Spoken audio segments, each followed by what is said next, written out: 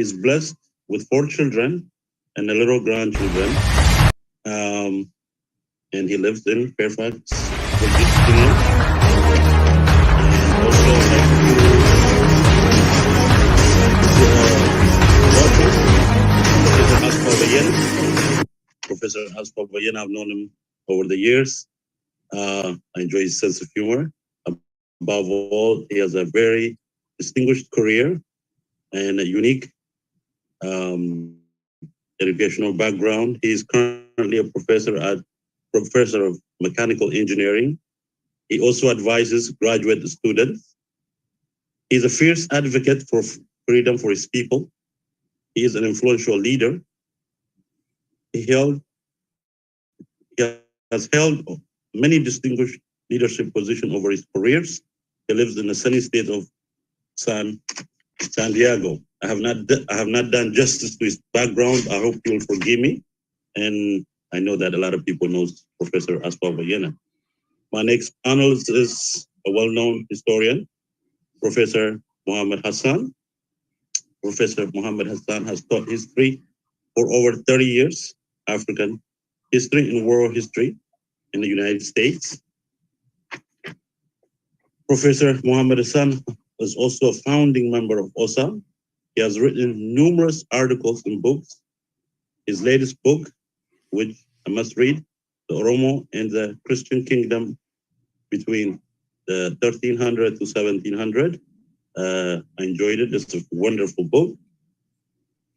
He lives in Atlanta, Georgia with his family.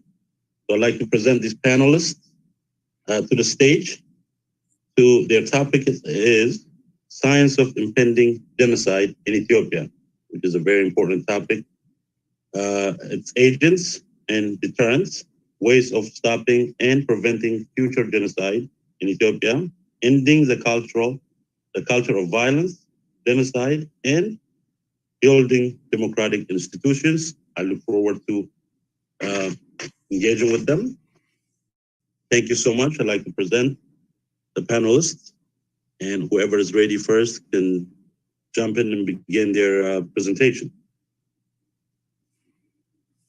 Okay, thank you very much. If Professor Asfaw and Professor Mohammed wouldn't mind, as we have discussed, we're going to start with a recap of what we have gone through yesterday and today in a few slides. And then I will give the floor to Professor Asfaw and Professor Mohammed to start looking at the future. Is that okay, my panelists? Dr. Asfaw, can you give me signal? Dr. Mohammed? Yeah. Okay. All right.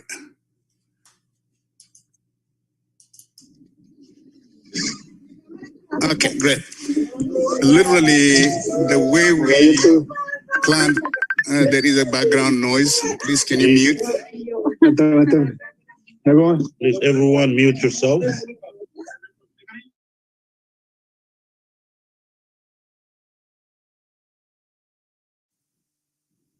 Dr. Bahiru, unmute yourself. Yeah.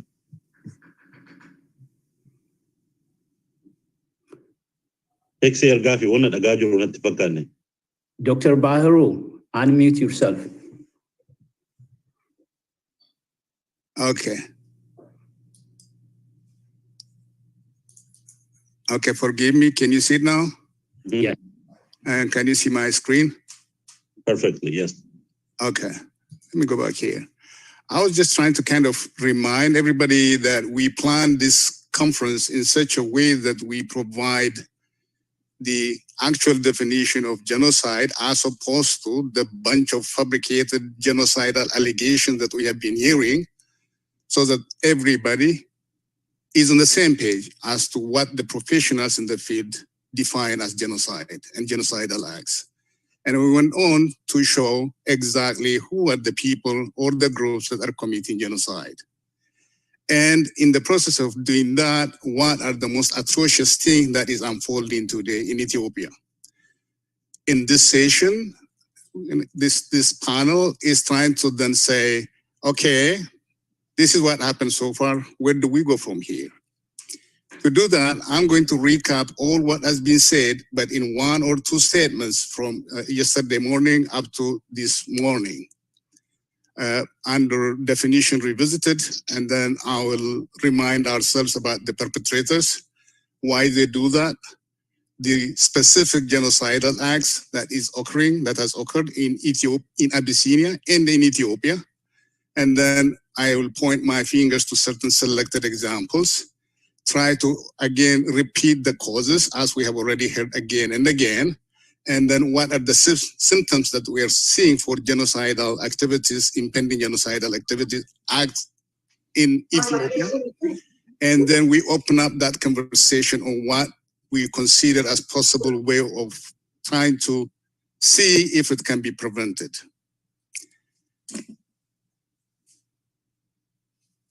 Definition, I just want to draw your attention to the one Dr. Alamayo gave us in detail, but out of which I picked only one of them, the one that is coined, I understand, for legal purpose, to hold folks accountable at international court.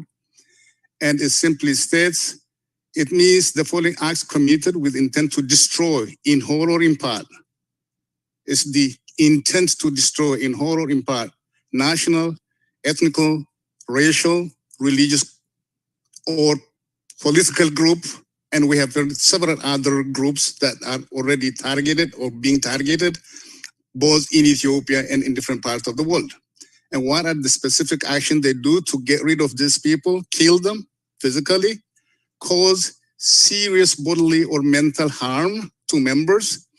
And I am highlighting this for you to reflect on if you are survivor of this in Ethiopia. If you recognize exactly what happened to us when we lived in that country, and for our people who are still living in that country, are they subjected to this? Deliberately inflicting on the group conditions of life calculated to bring about this physical destruction in whole or in part.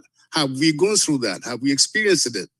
And then D&E, in my opinion, I don't recall having experienced it, but at least that includes kind of activities or actions that is genocidal, imposing measures intended to prevent birth within the group and forcibly transferring children of the group to another. Now, who are the perpetrators? Definitely, in my opinion, and I'm sure you agree with me, the definition makes it abundantly clear that this is not something that either some villagers can commit, or some individuals would commit, or certain whatever out of nowhere with no power, with no resources, with no intent, just for the sake of killing, be able to commit genocide. That is at least my understanding and interpretation of all what I've heard throughout yesterday and this morning. So who are the ones who are exclusive, if not exclusively, mostly responsible for genocidal acts are the states and their agents.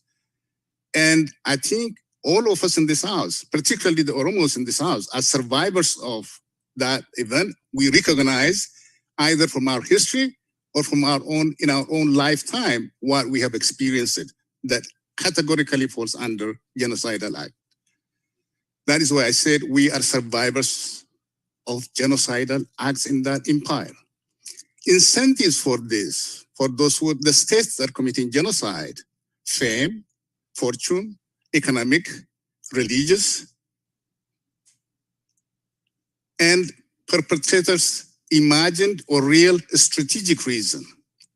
Now, I highlighted blue and green just to give you a flavor of if you can revisit and see from your own experience if this applies to us or to what is happening here. For economic reason, good example is European colonization, be it in Asia or in Africa. Of course, Abyssinian empire's invasion and forcible incorporation of nations and nationalities in Ethiopia. Establishing Ethiopian empire that today, according to historians, is, and of course from what I know, 3 times the size of the initial empire. And then for the strategic reason where genocide has been carried out or genocidal acts have been carried out, it's not the Holocaust. if the Armenians murdered or killed by the Turks for whatever value that they wanted to get rid of to create their pure state, minus these people that they regard as subhumans or whatever name they gave them. We are not there yet, but the first one for economic marginalization and elimination is something that genocidal act that we have all experienced and we are experiencing today. And then the specific genocidal acts in Ethiopia, it began during a successful invasion of Cushitic-speaking southern nations and nationalities, but invasion of the Cushitic-speaking southern nations and nationalities by the Semitic-speaking, predominantly Amhara, I would say, in the north, and since late 1980s, specifically the 1959 mass murder of Dolo Oromo by Tewodros, and then forced conversion of religious Oromos from Islam to Christianity by Emperor Johannes.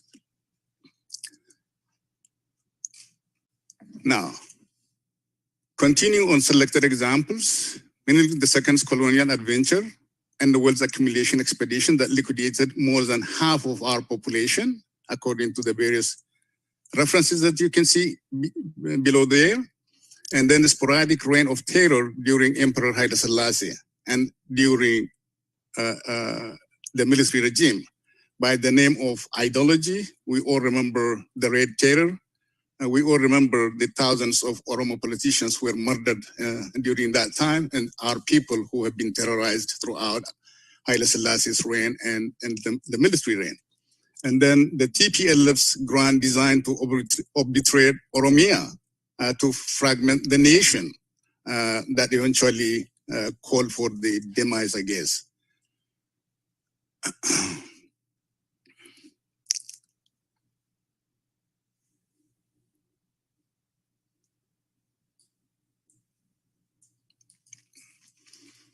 What are the symptoms of genocide in the making? Ethnic federal system supported by all nations and nationalities in the country together, and just a minute, let me get this all, sorry. Okay. Ethnic federal system supported by all nations and nationalities kept the country together and subdued the risk of widespread genocide, at least if we all look back and see how we received the system when it was declared, when OLF participated, constitutions were written, that all of us were enthusiastic and accepted it. And that gave hope to everybody that kept the system going relatively peacefully. Unfortunately, the then military dominant TPLF shrinked in its responsibility to uphold the constitution and safeguard or respect the provision of ethnic federal system, which is the classical symptom of genocide in the making, and it has happened. That is where the decision to obliterate the big Oromia. In fact, Melissa at one point, he came out and told the whole world that, hey, you guys continue to scream about your majority in number in this country, but we are more than happy and prepared to reduce it, and you should know that we can actually reduce that number and make you minority. This is openly declared by the Prime Minister of Ethiopia at the time. TPLF's self-interest-driven poor governance strategy triggered sustained peaceful civil disobedience, which in turn engendered genocidal acts by TPLF and its supporters. I'm referring to the range of incarcerations and murders that were carried out at the Recha and several other demonstrations during Melissa's regime.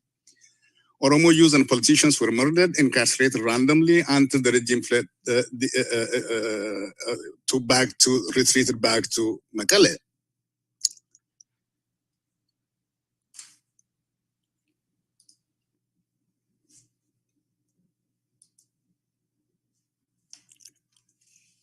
The new prime minister, who was appointed after the departure of Melissa, promised and initiated several positive changes that rekindled the nations and the nationalities' hope. We all thought that things are going to be better for everybody. We all thought that the nations and nationalities will have a say in how they're going to be governed, that may eventually lead to our ability to coexist those who have been enjoying undue benefit for years, for over 100 years. Regrettably, no sooner than the change was initiated, the Prime Minister and his Amhara supporters began alleging without a shred of evidence the ethnic federal system is a threat to the unity of Ethiopia. Not only that they scream that over and over again, not only that are they screaming that over and over again, they are actually getting or bribing others, supporters, to echo these bogus, mind-boggling allegations without any evidence. And this has been written not just by an Oromo, it's not only what we have experienced or what we know, but several other international human rights organizations have already quoted that. The mistake that this current government is doing, the mistake at the time that TPLF did by simply eliminating people for no other reason that the nations and nationalities wanted to assert their equality. What could be prevention, or what are the preventions that should be considered? Again, Menelik, Haile Selassie, and the military regime's strategy of forcible assimilation to impose Amhara hegemony over Ethiopia hasn't worked, and there is no historical precedent that suggests it will work.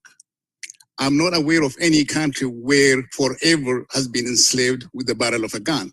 If there are, that is a place where they have literally exterminated those populations, and I'm afraid I don't think that will be possible in Ethiopia, because fortunately we still constitute or make up more than 50% of that nation. Population of the nation. There are the country, sorry, not nation. There are several examples to the contrary. Yugoslavia, we all know what happened. Soviet Union, we all know what happened. Czech and Slovak, we all know what happened to these countries simply because they wanted to use gun to keep the country as one country or as one nation. It didn't work.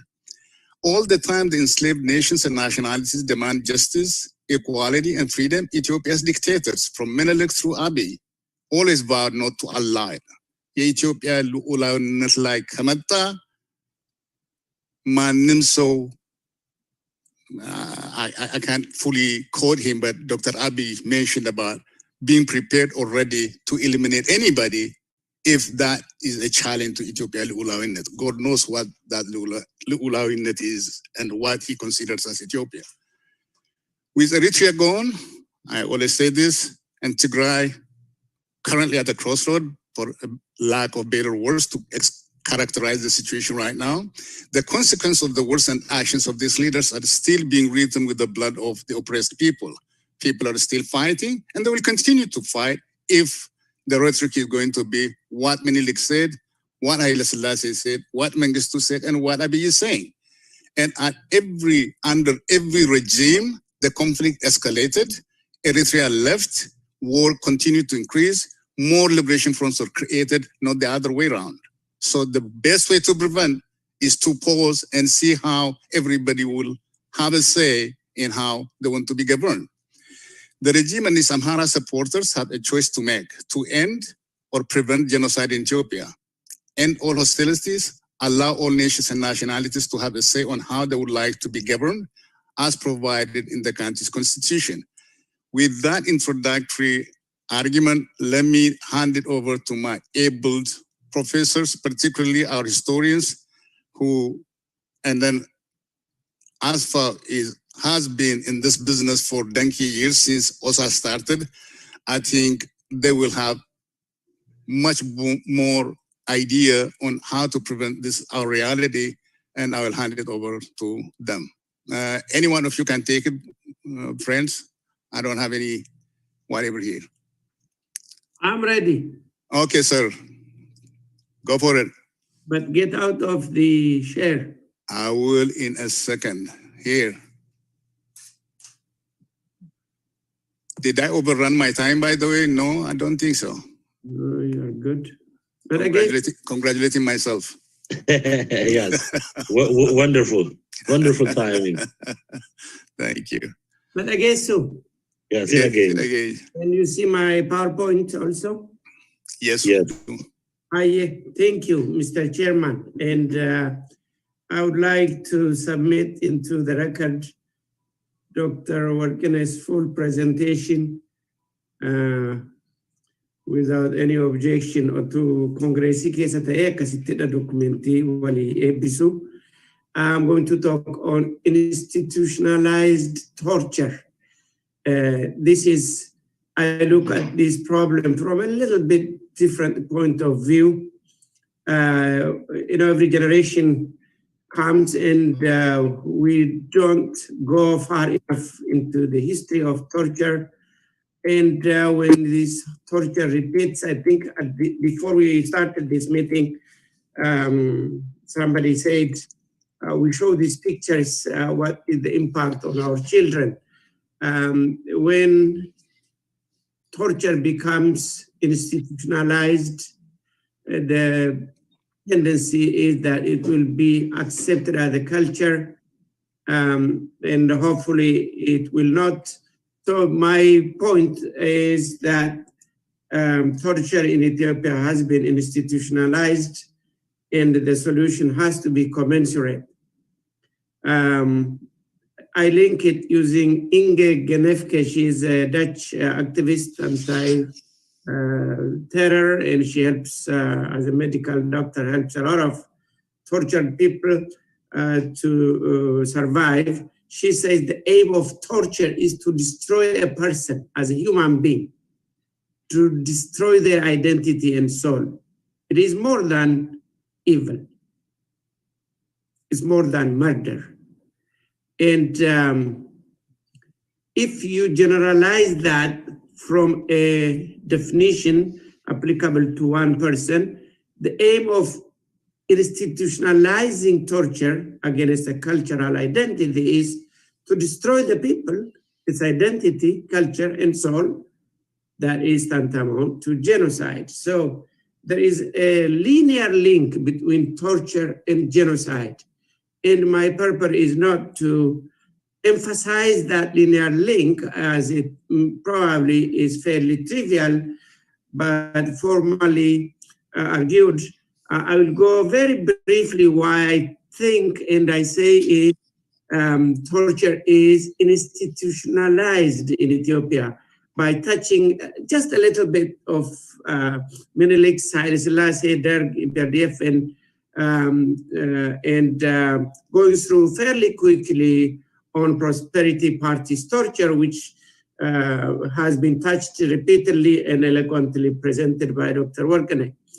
I want you to pay attention to this picture. And if you can, please pay attention to the left legs and the right hands of every person, except the Italian.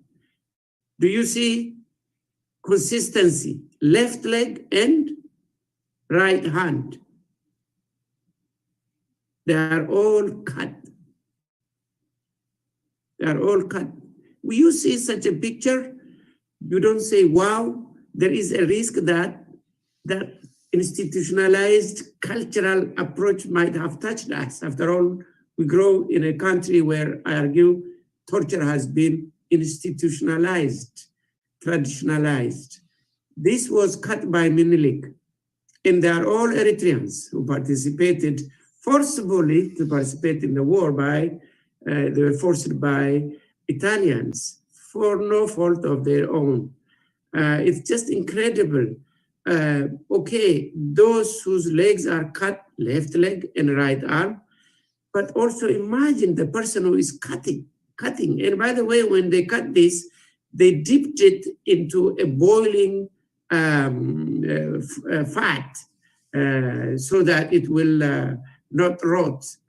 So in a hot, boiling fat, that's what they did. And by the way, this was, the war is in 1895, 10 years after similar tortures were reported in RC. So they got all the lesson of cutting limbs, cutting legs, cutting hands, cutting breasts. They took it, the experience came from Oromo, from the south. And Menelik, unfortunately, there were no pictures during his abuse on the Oromo. He cut the hands of the male and then he hung them on their neck. He cut the breasts of the women and also hung them on their necks. And the Bagadas who spoke against Menelik were cut their tongues. And these were the instruments they used for the abuse, for the abuse during the slavery throughout East Africa, not only in Menelik, at Menelik's place. But then this is by institutionalizing, I mean, this is the same person whose effigy is now brought into the main palace, and his war crimes we celebrate, we are forced to celebrate. So there is no shame in torture. It is institutionalized. It is institutionalized, and we are forced to accept that institution as victims.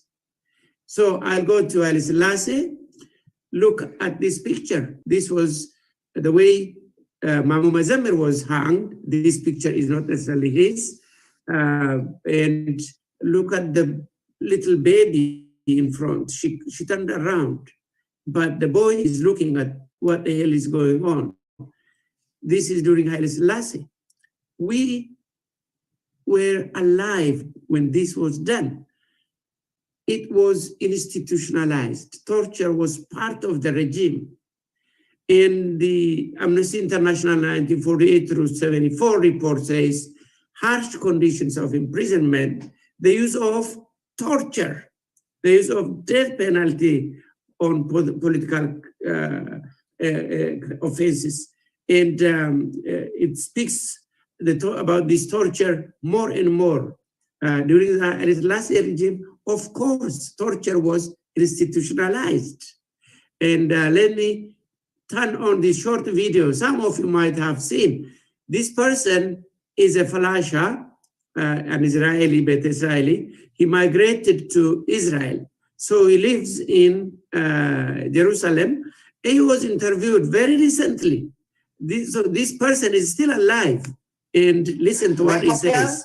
የሰው ልጅ ይሸጥ ይለወጥ ነበረ ቀይ ጋላ ጥቁር ሻንቅላ እየተባለ አንድ ሰው ከበት የተባለ ሻንቅላ ጥቁር ባሪያ ቀይ ጋላ ደግሞ ዛሬ ኦሮሞ ይባላሉ ጋሎች ይባሉ ነበር ቀይ ጋላ ጥቁር ሻንቅላ ያን ያዘለው ልጁን ለሚያገባ ልጅን ስጣይ ብሎ ሲሄድ ባሪያ ትገዛላታለህ ቀይ ጋላ ጥቁር ሻንቅላ በቀራጭ ሰጥ ተረይሽ ገስቱ አምጥቶ ነው የሚሄደው ያለ ቁጭላ እጇን ጉርሽጥ እየሞቀች በቀይ ጋላ በጥቁር ሻንቅላ ነው ምታድጋለች በዚህ ምክንያት የባሪያ ንግድ አለ አብዛኛ ብዙ ነበር እንደዚህ እኔ ባይኔ አይቻለሁ ያደኩበት ታሪክ ነው ዛሬው ሁሉ የኢትዮጵያ ታሪክ ያንገፈግፈኛል ሳስበው ደግሞ ምን ነበር አገዛዝ ያቺ ባሪያ ደሞ ወንድ ባሪያ አለ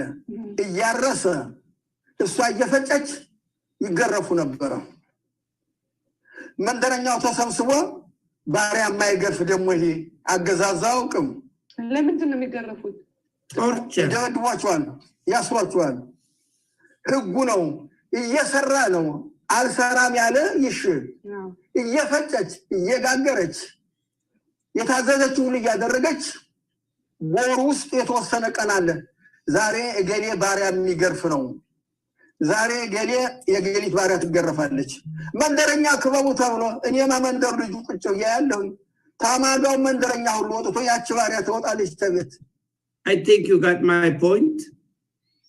I go to Dirk.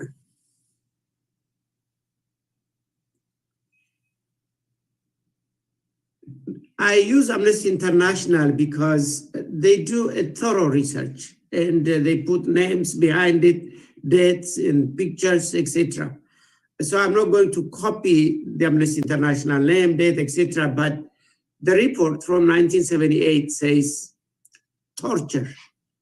And really difficult for me to read. Difficult. Dipping the body in hot oil, splashing hot oil on the face, okay? Raping young girls. The rest, I just can't read, but maybe you can read. I'll give you a few seconds.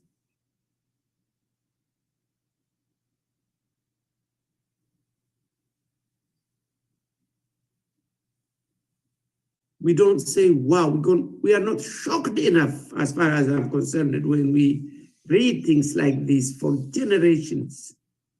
It is institutionalized. The report that came during the dark time, especially the later years, torture methods included, and covering with plastics, depriving of food, mock executions, raping women, and then secret security detention. The very purpose of making secret security is to torture people. Why do you make it a secret otherwise? And guess what? We don't know where top OLF leaders were imprisoned. We didn't know. And we still don't know many of them. Why? If you don't know, they can do whatever they want. They torture. I don't want to spend too much time further. I want you to look at this video, please.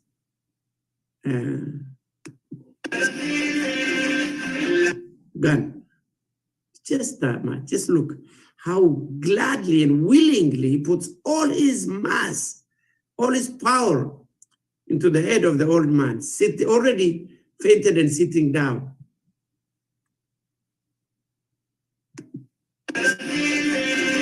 Wow. And then look at this one. Look at the young man gets up, already beaten up. And look.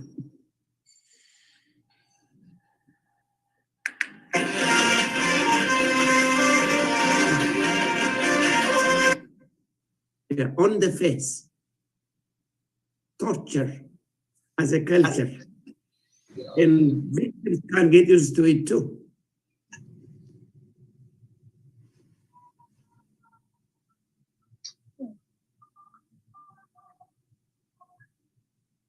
I'm not going to talk too much about victim during the... Wait, everybody, we're having our boards having our time to answer that.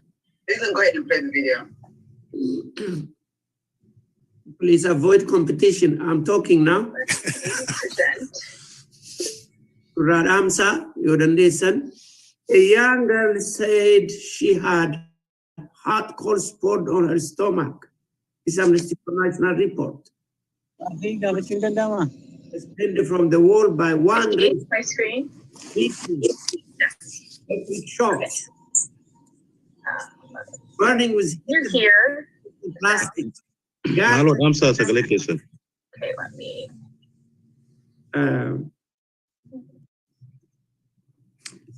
Professor Asfaw, unmute your mic, Hassan.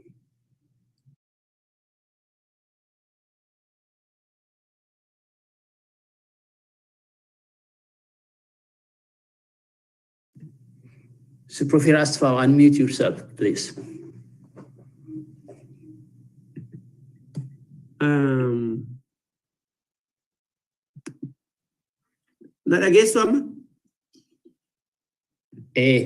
All right.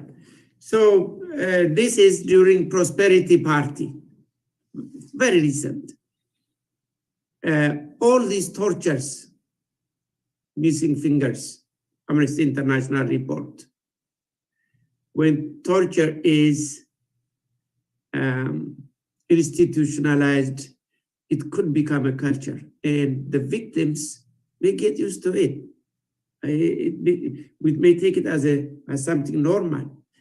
There is a new phenomenon of this institutionalized torture, a new strategy that is kill and complain. Kill and complain. Remember the Shashamane incident. The police commissioner of the government himself said 114 Oromos were killed, 46, less than half Amharas, one Sidama, etc. And guess what? They were the ones who were complaining genocide against Amharas. How can only 46 people get killed And they think that this genocide against Amhara, when the 114 are not complaining about genocide. Kill and then complain. Even Tom Gardner, a known journalist, says, including that of an attempted genocide against Amharas. I'm glad he put the genocide in quotation, but nonetheless, those words stick. That sentence shouldn't be there. And then IKDF, one of the Amhara organizations, says, why is the Ethiopian government avoiding to mention ethnic cleansing or genocide against who? Against Amhara. Kill and complain. And then Moresh Workineh, an Amhara organization, issued a big report on Amhara against Amhara, genocide against Amhara from 91 to 2015.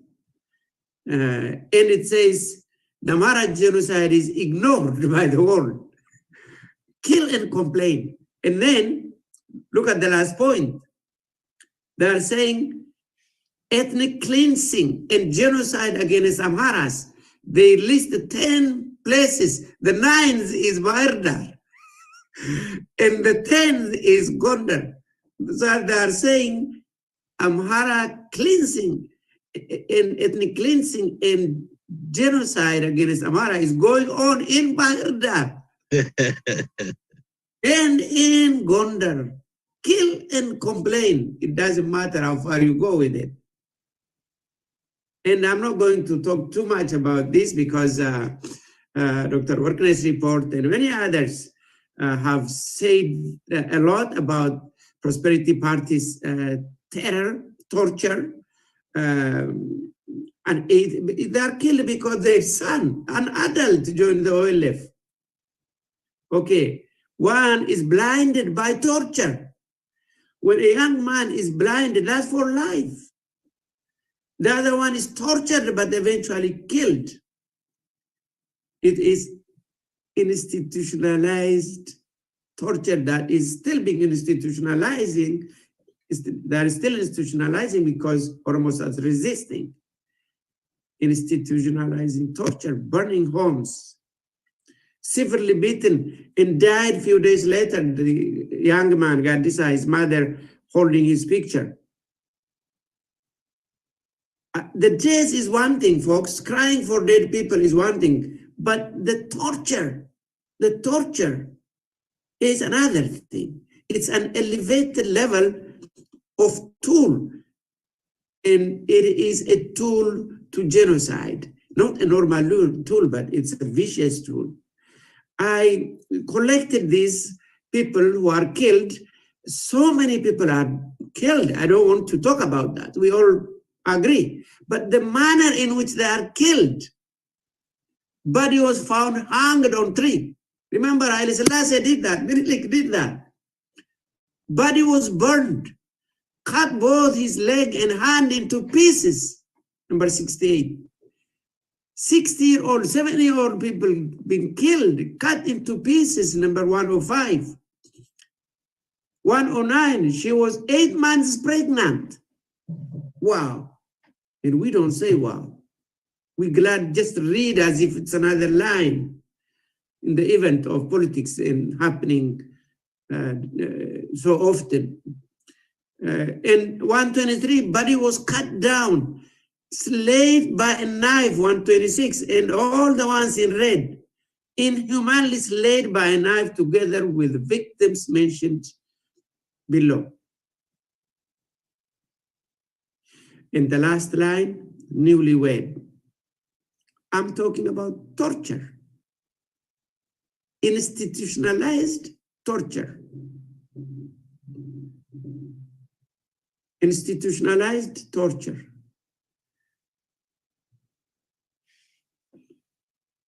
Institutionalized torture. Now, it's one thing to put Ragassa in jail, but please, for heaven's sake, look at the guy who went to visit Ragassa. What was his crime? Visit. They cut his hair and asked him to eat it.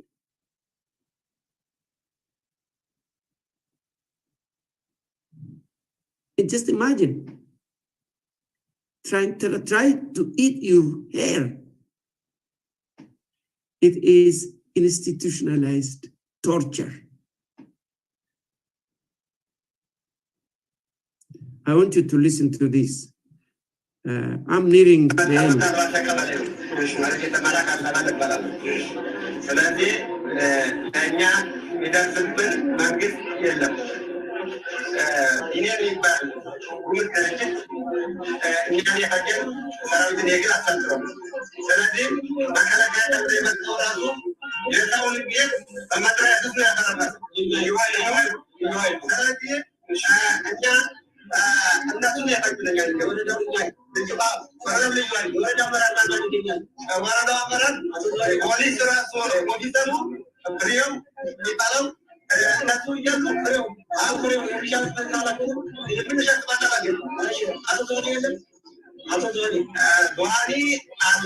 I'm going to fast forward because what is interesting is this is being given on Ethio 360. The stupidity, they give their own evidence against. Anyway, let me go forward, and on minute number 2 is what I want you to hear. Minute number 2, I'll start from 49. Okay.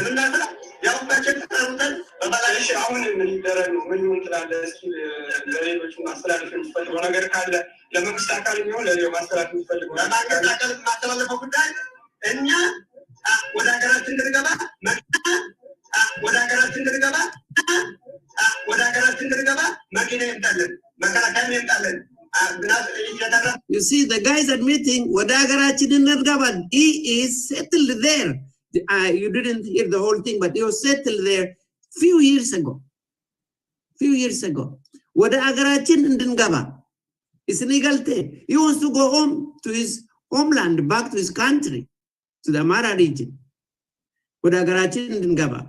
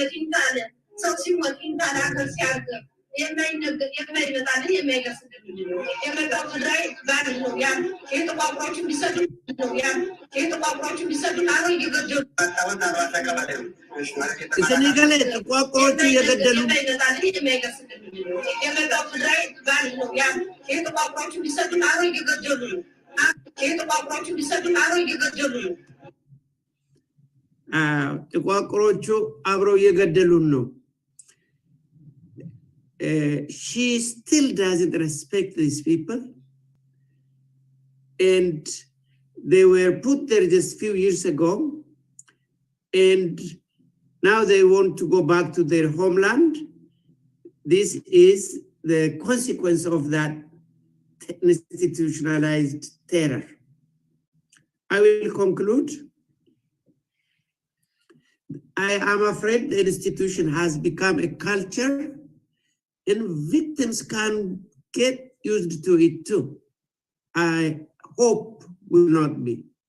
And we have to separate from perpetual torture from this institutionalized torture, and we can do that as my solution by establishing an independent government of Oromia. I don't want to talk about how do we do that. Fear and difficulties will only imply we accept this terror as an institution, and we have to dry these tears.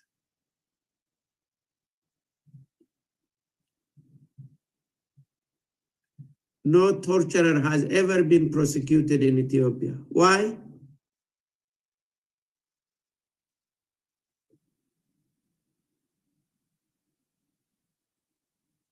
So I will almost close with the great philosopher, German philosopher, Friedrich Nietzsche. He says, I assess the power of a will by how much resistance, pain, torture it endures, okay?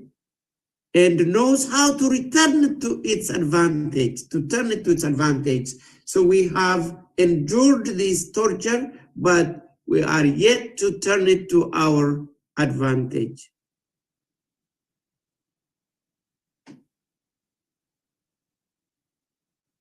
Galatoma. Thank you, Professor Asfaw Beyene, for that wonderful presentation. Professor Mohammed is ready.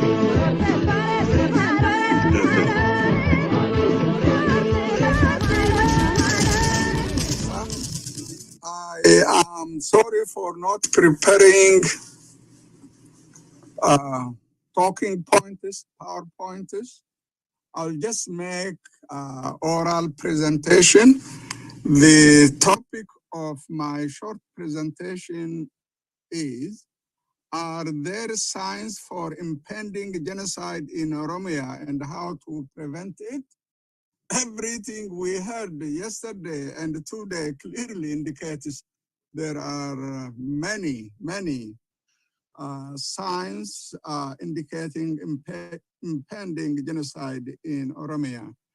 But before that, let me mention a few points just to make a point. First, on April 2nd, 2018, when Colonel Abiy became the Prime Minister of Ethiopia, he promised to restore, I quote, the glorious Ethiopia of the past. That did not exist historically. What existed was a ramshackle colonial empire created by Emperor Menelik during the 1880s and 1890s. Second, that empire was built, in the words of Professor Teshale Tibabu, on the destruction of Oromo power, which is really an apt description. Before the destruction of Oromo power, the Oromo lived as a free, independent, sovereign people who lived under their forms of government, administered themselves, lived by their own legal system as a free, independent, proud, self-respecting people who were respected by their neighbors. Once people are conquered, everything they have, including, of course, their sovereignty, will be taken away. You will be removed from history, and all your culture, everything will be exposed to attack, including, of course, people's lives. What is not in doubt is that Menelik's conquest involved massive destruction of human lives, plunder of property, enslavement of many, and turning the Oromo and other people of southern Ethiopia into landless, rightless gabbers, that is serfs, who were exploited economically, dominated politically, and dehumanized culturally. Under the empire created by Menelik, every aspect of Oromo cultural heritage was condemned as savagery, while Oromo language was banned from being used for teaching, preaching, publishing, and broadcasting. That was the situation until I graduated from Haile Selassie University. Actually, it was a year after my graduation. At least there was a slight changes. Third, following their conquest, the Oromo institution of self-government was destroyed, their leadership liquidated or co-opted, their territory divided, their social cohesion disrupted, their cultural institution, destroyed their property, of course, as I said, plundered, and their traditional religion interfered with, and their population, of course, were greatly affected through combination of war as well as the so-called Great Ethiopian Famine, which really decimated the population in some areas. According to Frank Chalk and Carol Johnson, Lincoln's definition of genocide includes, I quote, attacks on political and social institutions, culture, language, national feelings, religion, and the economic existence of the group. Even non-lethal acts that undermine the liberty, dignity, personal security of members of a group constituted genocide if they contributed to the weakening of viability of the group. End of quotation. It has been said that historically most genocidal massacres were created, again I quote, by people looking for greater wealth than their own territory could provide, found it in the possession of others. When such wealth was in the form of fertile land and other primary resources, it could not be carried off as a loot, but could only be acquired by occupation of the land, enslavement, or extermination of the indigenous population. In terms of occupation, let me give you one classic example. After the conquest, of course, tens of thousands of people moved from what is today northern Ethiopia to the southern region. The example I give you is mentioned in the book by the late Richard Koch, and he quotes a white man who lived in the city of Harar. Remember, Harar was conquered in January 1887. Between 1888 and 1892, within short 4 years, span of 4 years, between 200 to 300,000 people moved from the northern region to the region of Harar alone. And they depended on the labor and the service of the Oromo population. They were sustained by the pain and the sufferings of the Oromo population.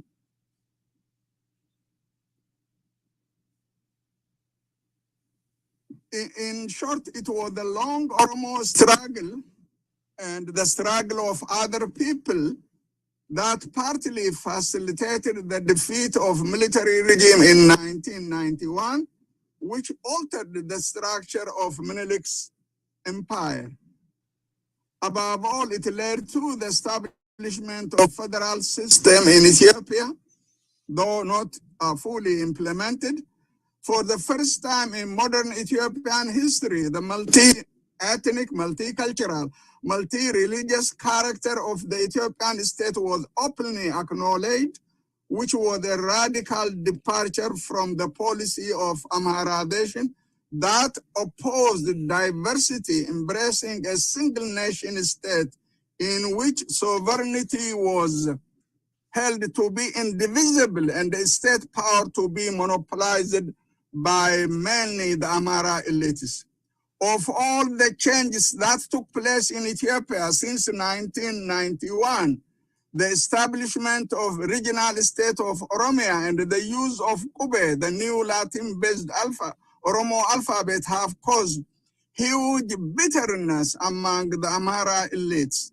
For the past 28 years, the Amhara elites have been consumed with burning desire for dismantling Oromia, banning the use of Kube alphabet, as well as for banning the use of Afan Oromo for teaching and for administrative purpose in Oromia. In the evil project for eliminating the gains of Oromo struggle of the past 60 years, the Amhara elites and Ahdawi forces found an ally in Abiy Ahmed, who is so eager for destroying the Oromo people as he is currently destroying the people of Tigray for restoring a unitary Ethiopian state of pre-1991, which was, of course, as we all know, based on one language, one identity, one culture, and the supremacy of one ethnic group. In the process of restoring his glorious Ethiopia, Colonel Abiy and his Ahadawi force supporters are clamoring for dismantling Oromia, dividing it into 10 clusters and eliminating it from the map of Ethiopia, which will be accomplished through massive warfare, which leads to genocide. That process is already underway in Oromia. Let me list. First, I heard this term cluster, dividing the Oromia into 10 clusters. I heard from Brahanu Nagga in 2005 at a conference in London. You know, he gave a presentation, and then I raised my hand. Remember the election of 2005?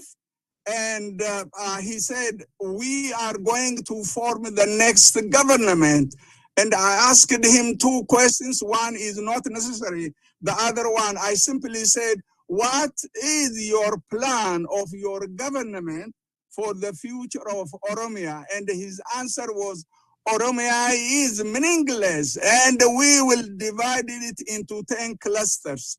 Now it is that which is again repeated in a new form and implemented actually in that regard.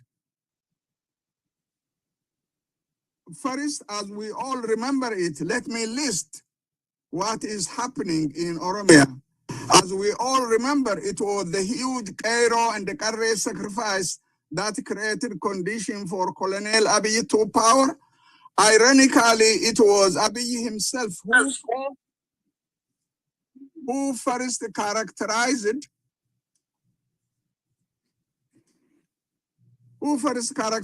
Cairo as manga, that is herds, removing them from the plane of humanity to that of animals. That is precisely why the Kairos are now subjected to destruction. I have no doubt about that aspect. Second, more than 2 years ago, Abiy Ahmed, without any parliamentary approval, illegally established command posts, that is emergency military reign of terror in Western Wallagga, Guji, and the Borana zone. Under command posts, people were prevented from planting and harvesting, exposing them to slow, cruel, painful days. Under command posts, sons were picked from their homes and killed in front of their parents. Daughters were raped in front of their parents, while wives were raped in front of their husbands. Third, Colonel Abiy Ahmed hates and fears Oromo nationalism as a danger to Ethiopia. In a meeting of 50 individuals, and I heard this from a person who participated in that meeting, Abiy Ahmed promised to the extent that they will not rise again in a thousand history, who openly promised for committing genocide like Abiy Ahmed did in a meeting. Third, in early 2020 at the Prosperity Party meeting, Abiy told party members that they can kill as many as million Oromo for staying in power. For the Prosperity Party to stay in power, million Oromo have to be sacrificed, which is again an open declaration for committing genocide against the Oromo. Fourth, Abiy's security forces, special forces, Oromia police forces have been killing women, even pregnant women, as we heard in the previous presentation, and the children in several regions of Oromia. Fifth, in Wallaga, Abiy's helicopter gunships bombed several villages, killing many people and cattle, burning crops and houses. I am told that in Horogudru area was bombed by Abiy's Air Force just yesterday. I can't confirm this, but I heard this story just yesterday. Six, Abiy's soldiers and policemen killed Oromo nationals, left their bodies in the forest to be food for wild animals. Killing people and denying them decent burial is a crime against humanity. Seven, Abiy's soldiers, policemen cut their heads, their hands, their legs, and scatter them in the forest. The goal is to terrorize, but this is a crime against humanity, which is committed not in the 19th century, but in just now at this time. As Abiy's soldiers, policemen burned to the ground several houses together with children and men, women, including a 70-year-old woman in Guji zone. Ninth, Abiy's soldiers, as we have already heard, raped women, including pregnant ones, and even girls as young as 8-year-old, which is really inhuman, absolutely horrible. 10th, today the Oromo fill prisons in Oromia. Most Oromo leaders have been imprisoned, and almost all Oromo offices, political offices, have been closed, thus depriving the Oromo of any leadership. Anytime you destroy the leadership of a society, it is to fragment that society and then easily destroy them. Okay? For Abiy Ahmed, Afan Oromo, Ube Afan Oromo, Gada system and the Irecha festival are great danger to Ethiopian unity. These are words that came from out of your mouth. Most probably it is for this purpose he banned the Irecha this year, as we all remember it. 12, the Adawi force media outlets have been demonizing the Oromo, especially Kairos and the Karres and the Oromo elites. Just last week, an activist who openly and always urges Abiy to dismantle Oromia stated that the Oromo elites are sick and lazy. These are his words. The Oromo elites are sick and lazy. This is nothing but the terms the Nazis used basically for slaughtering their victims. In other words, the Oromo elites who advocate for the rights of the Oromo to administer themselves in Oromia and control the resources of Oromia must be liquidated. Basically, this is a plan for a destruction. And not a single word. This fellow always talks, every time he comes, he talks about dismantling Oromia. And last week, he said 10 clusters and finish it. That's it. 13th, last week, Colonel Abiy declared an all-out war for liquidation of Oromo Liberation Front, as he sought support from others for destruction of Tigray regional state and its people. Colonel Abiy has already sought support from the Kenyan government for destruction of the OLF. What he forgets is the OLF is a powerful idea, deeply planted in the minds, heart, and the souls of overwhelming majority of the Oromo population. destroying the OLF will be committing the most heinous genocide of 21st century against the Oromo. Finally, let me say a few words as how to prevent the impending genocide in Oromia, rather thoroughly the slowly going on genocide in Oromia. I have only a few pointers. I hope we will find better ideas from the audience. First, the Oromo elites must inform as widely as possible the Oromo population, especially through radios, where television cannot reach the rural areas. Remember, more than 85% of our population live in rural areas. To reach those people, we must create conditions, especially radios, so that people will understand the greatest danger that hangs over their future.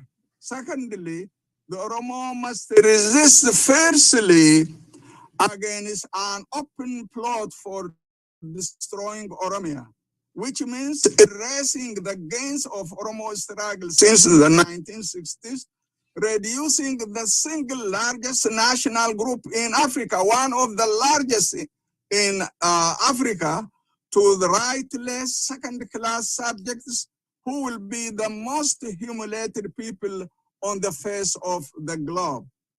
Third, the Oromo political, intellectual, and cultural elites must cooperate with the forces that are committed to preservation of the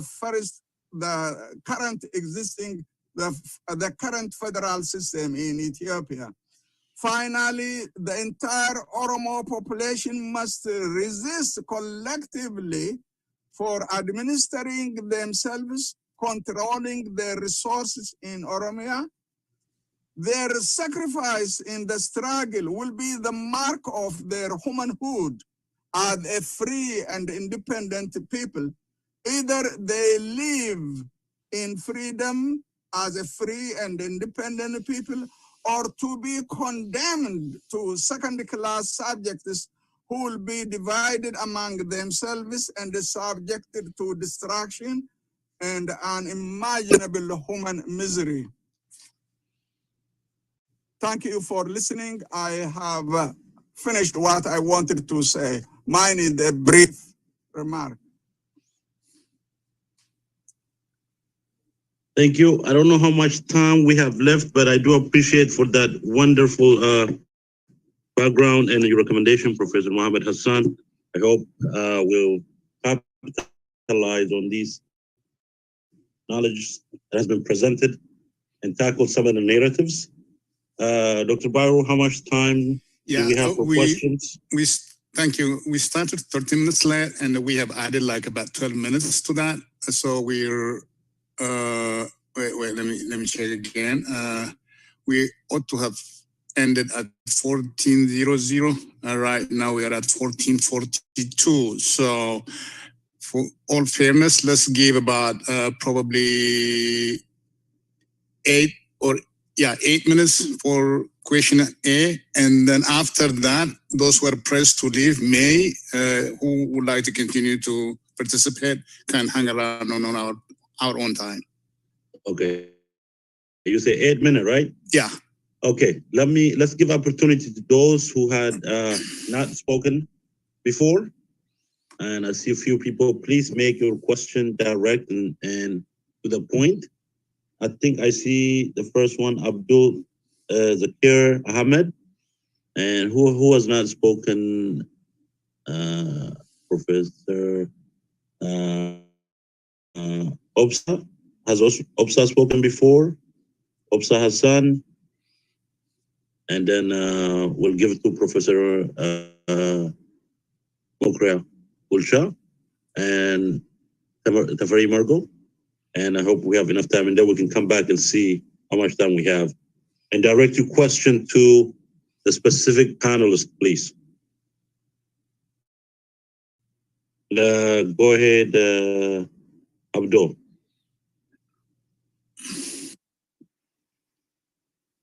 Bit. Aye, itti fufi gaafii. Galatoma carraa waan kennitaniif guddaa isin galateeffadha. Hedduu isin eegaa ture sa'aatii dheeraallee isin jala taa'ee jira. Ani gaafiin ani qabu asirratti waa'ee seenaa durii hedduu kaka'aa ture. Deebisuu dadhabullee waan dhaggeeffachaa jira.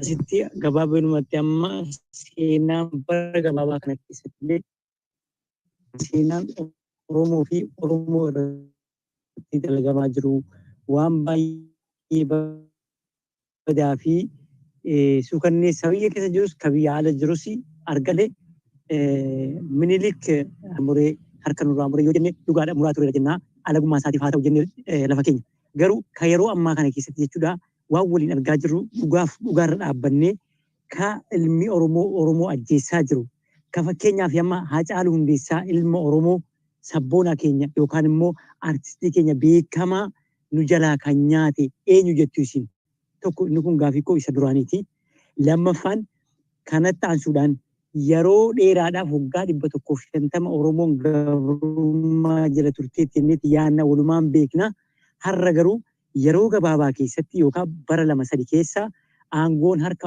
ilma Oromoo galeeti jira. Aangoo harka ilma Oromoo galee jiru kana keessatti karaa nagaaf nageenyaatiin furmaata argachuudhaan alatti nuti warri biyya alaa keessa jirru warra biyya keessa jiranuuf qeerroo keenya aarsaa kaffalee bilisummaa kana fidee achiin nu gahe yookaan immoo bara kana keessa jechuudha aangoo argate kanarratti wanni nu godhaa jirru biyya alaa keessa teenye biyya keessatti wanti dhaamsa dhaamaa fi jiru. Gaafii kennu gabaabsi. Yeroon baay'ee hin jirreeti. Waa'ee Haacaaluu fi waama Oromoon aangoo irra jira kan jedhu miti. Gabaabumatti isa miti galatoomii. Kanadha. Kana keessatti yeroon hin jiru kanaaf lama hin ga'a. Kanaaf jechuudha nuti warra biyya alaa jiru. Hidhatee miti. Okay, this Nimbeku namni commenting gochuu barbaadani, but it's not directly related to the idea that's been presented in here. But let's move on to the next question, and then whoever panels feel can touch upon his question. Gaafannee dabarramoo gaaffii tuulleetti boodatti deebina. Odoo lamaan sadi fudhannee achi odoo deebistanii gaariidha jedhee tanan. Okay. Inni I think Wal jedhee waa'ee Haacaaluu fi amma Oromoon aangoo irra jira kan jedhudha. He deserves an answer.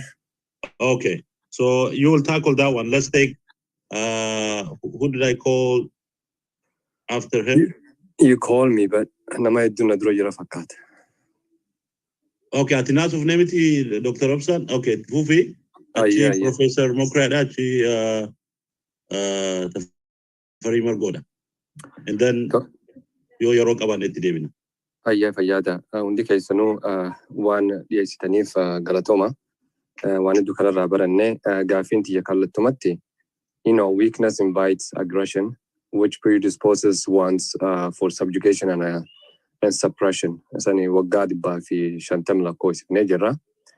Haa ta'uti qeerrooni after immense sacrifice, they were able to propel an aggression by EPRDF, yet to be continued by the current Prosperity Party. Professor Asafani, organizational capacity amadura achingenye Oromuman Kenya kajo jalqaba kaasee ture.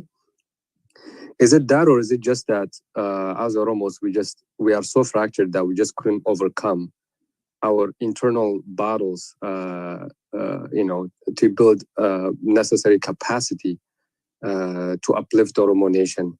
Amma wanni mighty yoo taate malee warri faranjii kana halkanii guyyaa wajjaa haasofna on advocacy side, unless you are strong, unless you show something at the ground, namni si dhageeffatu hin jiru.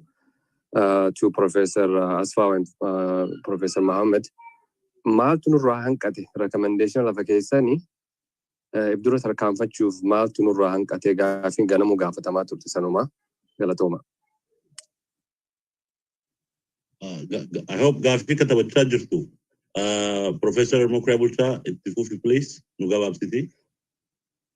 Yeah, nangababsa commented anko one ilalu institutionalized torture Canada. Ada warra habasha bulchu keessa wanta turedha wani Oromo irratti jalqabame miti minilik jalqabame miti isa dura Theodros waanuma sanaa godhaa ture guddaatti katabamee jira kan Theodros by the way seenaa keessatti Theodros biratti minilik hidhamee ture hidhamuutu hin ta'in achitti qabamee achi ture yoo sanaa raas daargeen wajjin ture akkasuma immoo Dajjaazmach Walde Amaanu'eel kan jedhamus wajjin ture gaafa biyyatti deebi'e miniliki isaanii raas daargeen kan aanooreetti harka kuchisiisedha. Walde Amaanu'eel kan jedhamu kun immoo carcar keessatti guyyaa tokko keessatti harka nama 700 kuchisiisee jedha eenyu qeesiin kaatolikii naannaa sana ture kuni isni akkas jedha Salviak kun egaa 80 keessa kaalcherii kanatu ture isa dura kaalcheriin kun immoo maaltu ture isa dura immoo maaltu ture ija nama keessa baasanii publikitti Mikael Sehul kan jedhamu kan zamana masaafinti kan jedhamu sana kan fide Gondaritti kun eenyutu kataba kitaaba Bruce James Bruce yoo dhattanii ilaaltanii publikitti kana wad suni culturally iddoo sana wanta ta'edha wanta jirudha yoomiyyuu ka'uudhaaf hin danda'u akkamitti ofirraa dhiibna kana ofirraa fageessina kan jedhu qofaadha kan nu baasu inni garba gurguruu sunis dhugaadhumadha amma dhiyootti jira ture amma qeesiin sun kan jedhe qeesiin sun utun ta'inni falaashaa sun kan jedhe naannaa sana sagalee fi walqixxaayiti lafa jedhamu sana keessatti fiilmii ka'e in 1980s mana koo kana jira fiilmiin namni kaase nama Awustiraaliyaa tokkotu naa erge yoo sana wayyaaneetu naannaa sana bulcha ture. Maqaa wanta sana kaaseen ture Oromo diaspora kan jedhu irratti kan katabe. Wanti kuni wanta turedha siin garba gurguraa kunis amma dhiyootti kan turedha. Garuu kan baay'ee nama yaachisu isa institutionalized torture kan akkamitti ofirraa kaa'amna. Ka'uun isaan kaasuudhaaf hin deeman. Wanni isaanii keessaa akkasitti aangoon isaanii kan eegamaa ture isaan eegamaa ture kan maniitti dabaluu barbaada si comment Galatomi iddoo galatomi Vote for Margo, please keep it short and direct. Yeah, my question is goes to Asfaw. I guess the unspoken argument you've made in your presentation is genocide prevention begins with getting the story right. You wanted to highlight that. That's my assumption. In that sense, can we have the video testimony by the gentleman that you showed us? Can we have it translated into English and shared widely, disseminated widely to concerned, could be research organizations, media institutions, and others? Thank you. Thank you. Professor Asfaw, please, you go ahead. There are two questions that were directed to you, and then our Professor Mohammed, Hassan, and Dr. Bahiru will give a short comment. Gaaffiin dura nama Abdoo Zakir jedhamu biyya keessaa gaafate natti fakkaataadha.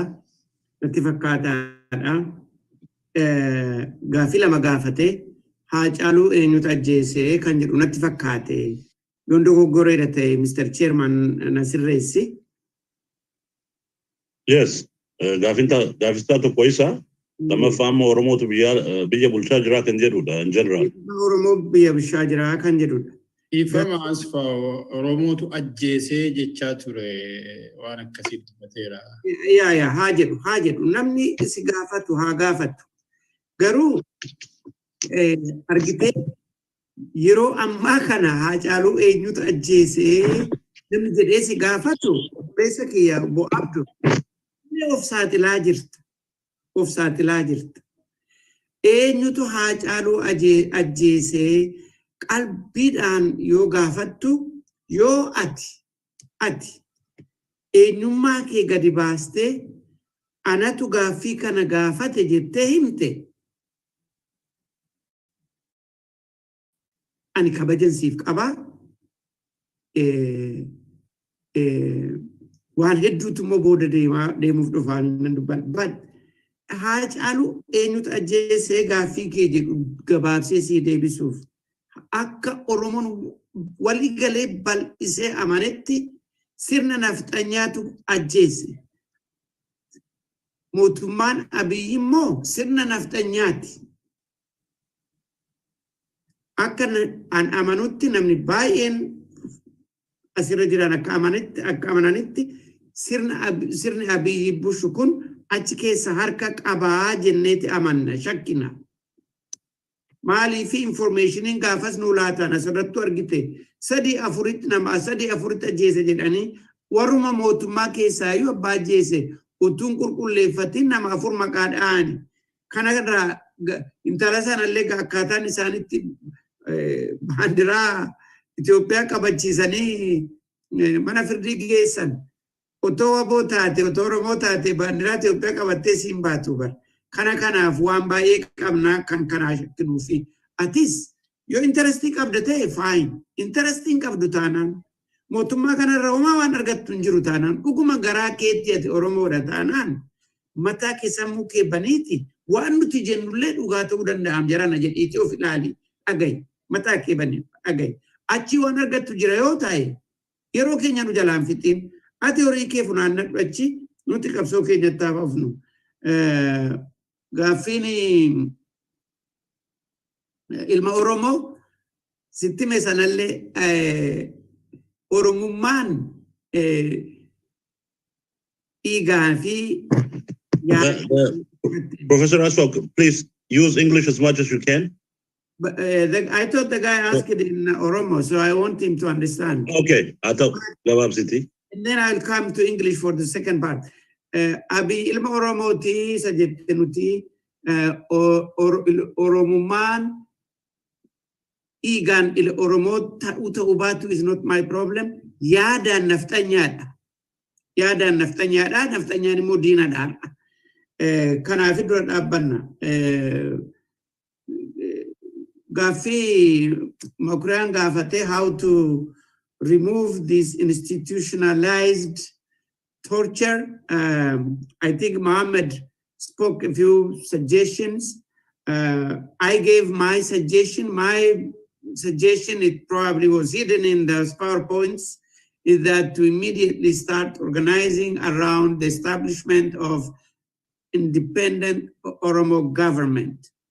I think we have to, because this will bring chaos.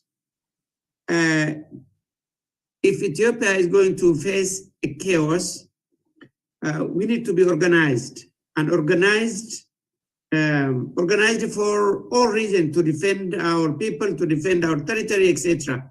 So we have to start working on that right now. And I think that is one of the measures, at least that's what I proposed. What is our weakness? Malifi, you see, during transitions, this has happened in 91. We think we are in excellent shape. Every Oromo has now enlightened that we are going to reject being dominated, etc. And then we are back to realities. The fact is that, yes, our people have improved, the consciousness level is increasing, but the facts on the ground prove that we have a long way to go. So I think that is the reason. The level of nationalism has not grown to a level where we can claim independence in the Belisuma. That is my answer. And finally, Tafari said, if we can translate that video, By the way, that video was about more than an hour, maybe about 2 hours long. It was accessible on YouTube. They removed it for some reason. You can imagine some powers being behind it. As I mentioned in my presentation, the lady who interviews and the person, by the way, that senior person was the first Falasha who organized the massive early migration of Falashas from Ethiopia, and he was himself was almost killed. He was received by Moshidan at the airport. So he's a hero in Israel. And the interview he gave was about 2 hours long, but it was removed from the YouTube. And luckily, somebody cut the most relevant part. The whole video is really revealing, but somebody had this part cut and saved on his Facebook or somewhere. So I was able to download that. But translate that and use it. I don't know copyright rules, but absolutely we can. And of course, again, somebody has to review copyright rules, or maybe without even showing the videos, or within the primaries of legality, I think we can use that. And that's why I really appreciate what Dr. Workineh is doing. We need to compile this data. We cannot just talk and talk without evidences. This type of data compilation is very, very important. Kanuman jedha gabaabsee Ibsa. Galatomi, Professor Asfaw. Wani biraa yoo Professor Mohammed Hassan fi Dr. Bahiru Duguma yoo wani dabalatan hin jiraanne yoo jiraate irraasni kenneen atti gaafii lamaan tokko fudhatne nama baay'eetu harka baasee jira jedhee tanani. Ani warra biyya gaafate sanaaf yaaduma kooti kuni I don't think namni beeku nama ajjeese sanatu beeka malee namni beeku muraani 100% beeka jedhesitti mun jiru. Garuu gaafii yoo wanta xinnoo ishee gaafanne Hacaaluun du'ee utuu dhiigni isaayyuu utuu reeffi isaayyuu waan hin ta'in abbaa ajjeese beeknaa OLFiit ajjeese macaansaa kanadhaa jedhanii maqaa namaa olii gadi baatanii deemus fa'aa hin agarra. Haa ta'uyyuu malee hamma har'aatti namni Hacaaluu ajjeese jedhamee itti furdi beetii dhaqee itti furdi beetiitti dhiyeeffamee keeziin isaa ilaalamee wanti irratti murteeffamee hin jiru amma ni beekutti. Inni nama loojikalii ilaaluu fi deebii yeruma sana sii kennaa jechuudha. So akkuma Professor Asfaw jedhe nama ajjeese kana amma kanatti cinqamuu nurra hin jiru mootummaan ta'u ture jira jedhee namanna. Lammaffaan namoota keenyatu biyya bushaa jira isaaniif gorsa maalii laattaa isa jedhu kana xinnoo ishee akka itti jette kanatti salphaa miti wantoota gaafataa jirtu. Nama keenyatu biyya bushaa jira isa jedhu sana of gaafachuudhaaf jalqaba akkamittiin itti jedhu kun jalqabuma isaayyuu mootummaa irratti kan dhufanii inni of gaafachuun nurra jira. Kana yeroo baay'ee dubbannee turre dhaabni suni jalqabuma isaa yeroo dhaabate Tigreetu dhaabbate. Namoota achi keessa jiran kan ramadee Tigrootadha. So kana keessatti yeroo dheeraa kanaa fi isa kam fakkeessuudhaaf jedhanii haramadanii isa kam achi keessatti eega isaan ramadanii booddee ofii isaatii of baree ba'ee Oromoo ta'e isa jedhu sana yoo ilaalle malee hamma achi keessa jiru hundumtuu nama keenya dhaanuu fi dubbataa jira yookaan dhaabbataa jira dubbachuun baay'ee rakkisaadha. Dhugaasaa dubbanne yoo inni immoo waan isaa hojjetaa jiran yeroo agartu ani Oromoodha. Oromummaa kootti nan boonnadha. Otoo isaan naa hojjetu ta'ee ganama galgala mataatti baadheetuun sirbi nan gammada. Isaan garuu kan isaan irratti hojjetaa jiran namummaa koo sanyii koo lafarraa barbadeessuudhaaf ijaa ta'e ani Oromoodha jechuudhaaf baay'ee rakkisaan jedha. Achuma irratti hin dhiisa. Why have we failed to make a difference? I think this is something that we have to continuously challenge ourselves, ask ourselves, and then learn from history. I think Professor Asafa made it abundantly clear. We have been subjected to unbelievable colonial brainwashing to forget who we are, not just by teaching you, by persuading you, but coaxing you into abandoning who you are and assume somebody else's personality. So aadaa keenya akka ganne mana barumsaati yeroo dhanne elementary school yeroo gallee kaane maqaan kee maqaa gadheedha jijjiiradhu jedhanii inferiority intinaadhaan mataa keenya cabsaa jiraatanii namummaa keenyatu waa hanqatee miti kan nuyi lafa barbaanne ga'uu dadhabne. Wanta nurratti ijaarame sanatu nu jalaati slow godhe. Irra dabarsee al takkaanitti dabalame hundumti keessan warri mana kana keessa jirtan keessumaa warri bakkee jiru kuni firoota meeqanyitu bakkee jira. Firoota keenya kanaa keessaati nama meeqa wajjiniin waliin haasa'aa oolla akka Oromootti isa kamidha hammamidha percentage meeqa rakanii Itoophiyaawii ta'e Amaara ta'e biyya kana jiraatu inni of gaafanne hamma kanatti rakkisaanatti hin fakkaatu. Maaliif akka nuyi lafa barbaanne dafnee ga'uu akka nuyi hin dandeenye? Maaliif sababa bal'aa taane yeroo wal'aansoo keenya irratti dhufu garuu wal'aansoo sana keessatti qooda fudhachuu ta'u garuu maaliif akka nuyi achi dhabne baruu rakkisaa miti jedheetana yaada. Kanaaf blame of gochuutuun ta'ini irratti hojjechuudha. Karaa dheeraa deemneerra. We have come a long way, guys. We should celebrate that, but we also have to size up and get ready for the bitter struggle ahead of us. Yo nabsin Kenya to jiru kesuma bilisuma Kenya arbannate. How to remove institutional torture, Professor Mokre? I think you probably know a lot more than I do in this area. The institutional torture, ask yourself, why has Ethiopia developed a culture of institutional torture? Then we need to destroy that system before we can get rid of that culture. Culture in sun kaini entrenched ta'e warra mootummaa qabatutu humnaan akka barbaadanitti Ethiopia vision isaanii ilaalu sana sirratti force gochuudhaafi. And that is why it is institutionalized. None of the regimes in Ethiopia came to power through your choice or my choice. None of them were appointed by the people of Ethiopia or Oromos or whatever you call it. They all came through the barrel of a gun. They came to power, took power by force, and stayed there forever. And that is why that required institutionalizing torture. Even thank you. Thank you very much. Professor Mohammed Hassan, you have a few comments to make, or should I take the next questions? Very brief. Dr. Obsa's question about major weakness of Oromo society is really in terms of lack of organization, a strong organization that mobilizes people. Not only that, an organization that establishes a security machinery that protects the population. Our culture is open, and it is an open culture. In a democratic situation, our culture is wonderful. Now it exposes us to distraction, endless distraction. You create something they can easily destroy. Basically, I think this one is enough to give opportunity for others to raise few questions.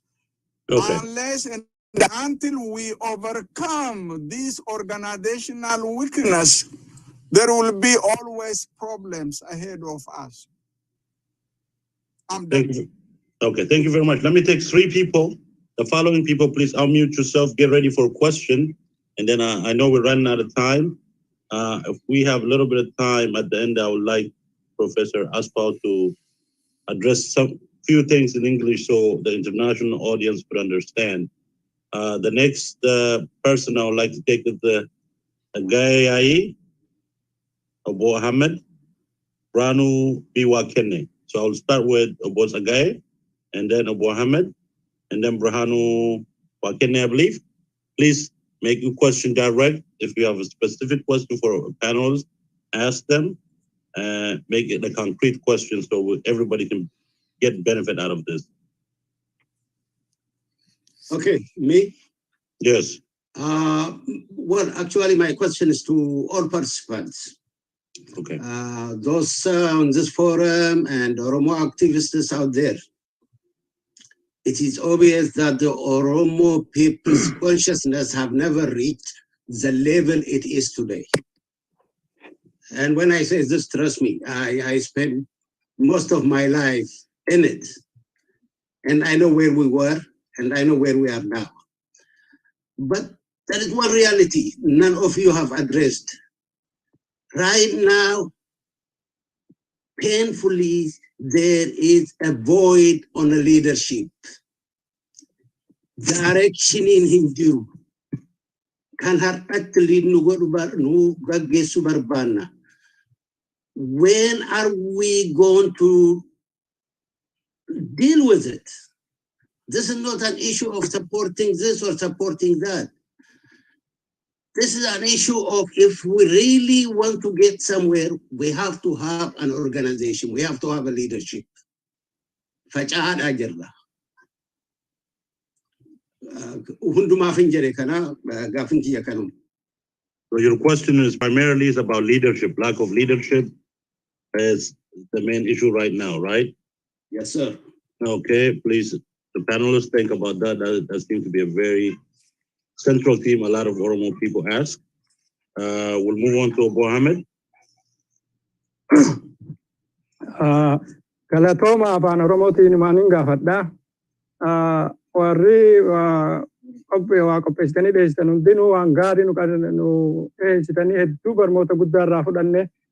Gaafiin tiyya maalii haala amma keessa jirru kanatti haala addunyaatitti warri jenosaayidii keessatti warri jenosaayid faan warra abachaa kan feekii wanni dhiyeessanii Oromoo biiktama wanni godhuu barbaadan akka gaarii keessanii jirtu. Maaliif osoo ragaa dila kana qabnu wanni isin dhiyeessitan kun hundi waan dhugaa waan hin dhiyootti mataa kiyyaaf illee beeku takka takka keessa jirti. Kanaafuu osoo ragaa dila kana qabnu addunyaa hara keenya haqa jiru kana agarsiifachuu maa dadhabne keessattuu warri intellectual taatu warri dandeettii kana qabdan warri ragaa kana qabdan maaltu akkamitti amansiisuu dadhabne himata wallaalaa fi haqa dhabdee jetti Oromoon hoggaama maaltu himatadha wallaalaaf haqa dhabdee jedhanii kanaaf nuti himata dadhabe moo nututu irratti hojjetin moo keessattuu isin warri dandeettii kanarra sadarkaa kanarra jirtan maal liifi addunyaa haqa jiru kan agarsiifachuu dadhabnee hanumaan gaafachuu barbaadee galatooma isinitti dheereessa. Galatoma, let me rephrase his question in English as much as I can. And this is also one of the questions I have. I'd like to blend them in for the panelists.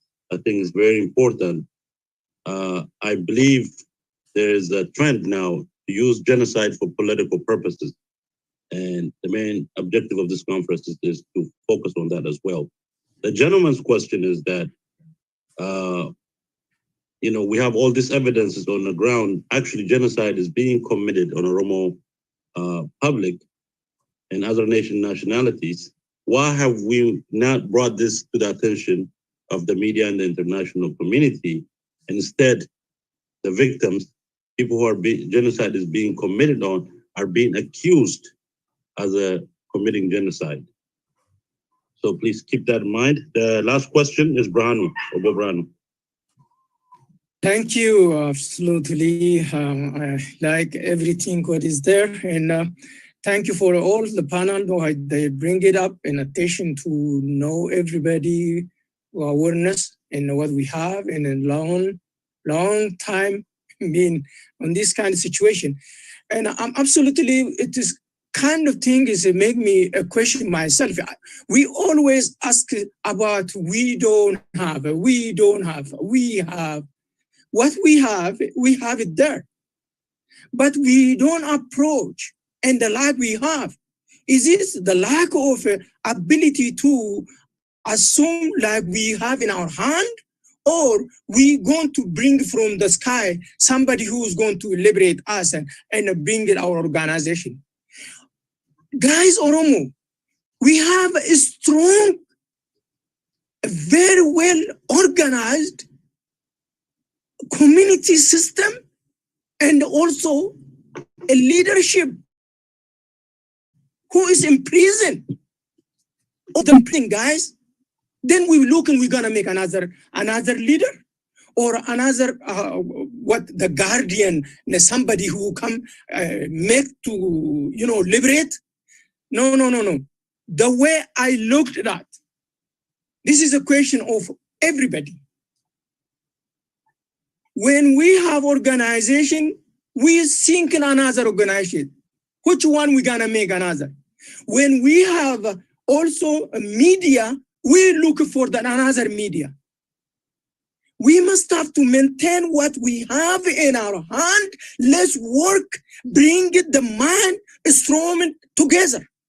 That's only we can beat our enemy. The enemy can never give us a chance. Freedom cannot come free, guys. We have to take it. We have to take it and claim it, do it, use it. You must have to be a radical to be overcome this kind of system. The appearance of all the military system mind, it is a clean human being mind and the settler. Those is a settler who's taking our land, guys. Thank you. See, if we want to claim our land, it is you have to be into it. We are not into it the way I look at it. What we have in our hand, everything, the evidence, it is there.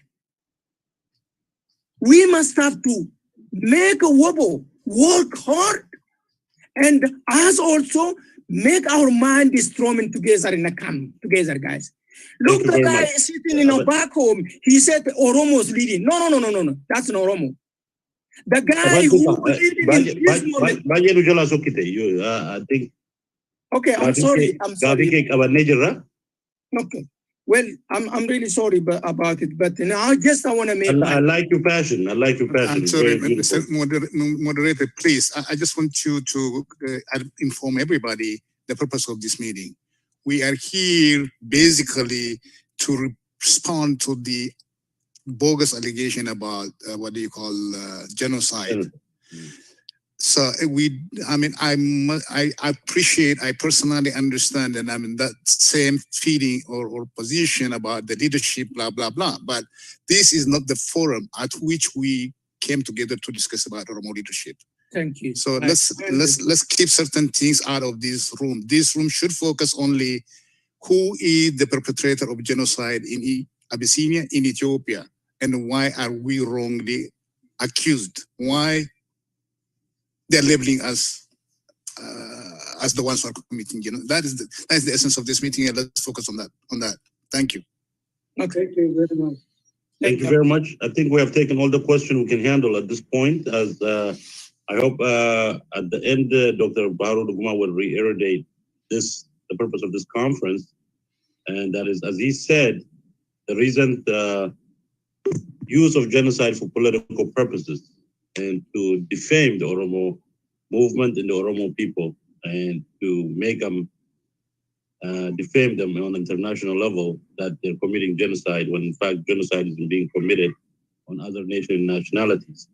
So let me give it back to the panelists. Was a guy asked about leadership. Mohammed asked a very good question. We have all this data, all this evidence on the ground. Why have we not used them to our advantage? What is going on? Is his question. And I guess Obo Browno asked the last question in terms of duplication of organization effort. Let's focus on existing ones to strengthen them. So you guys could address those for us.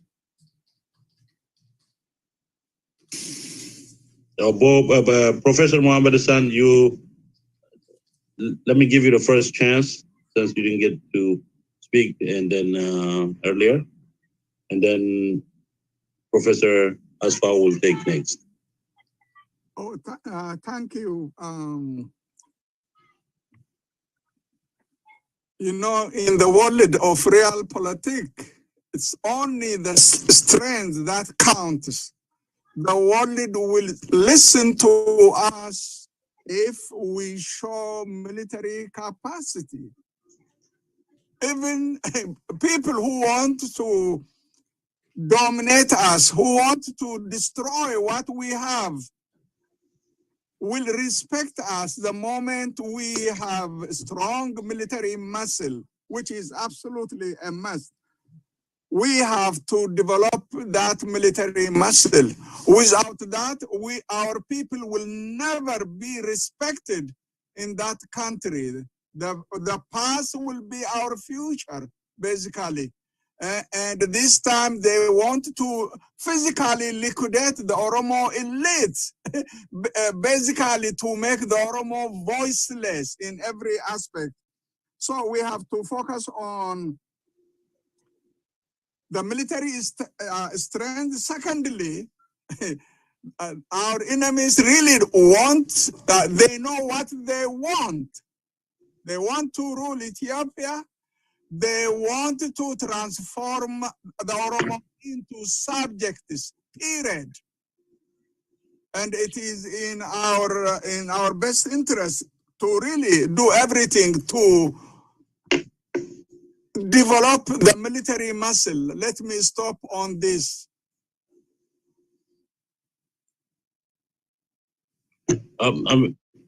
Thank you. And I guess so.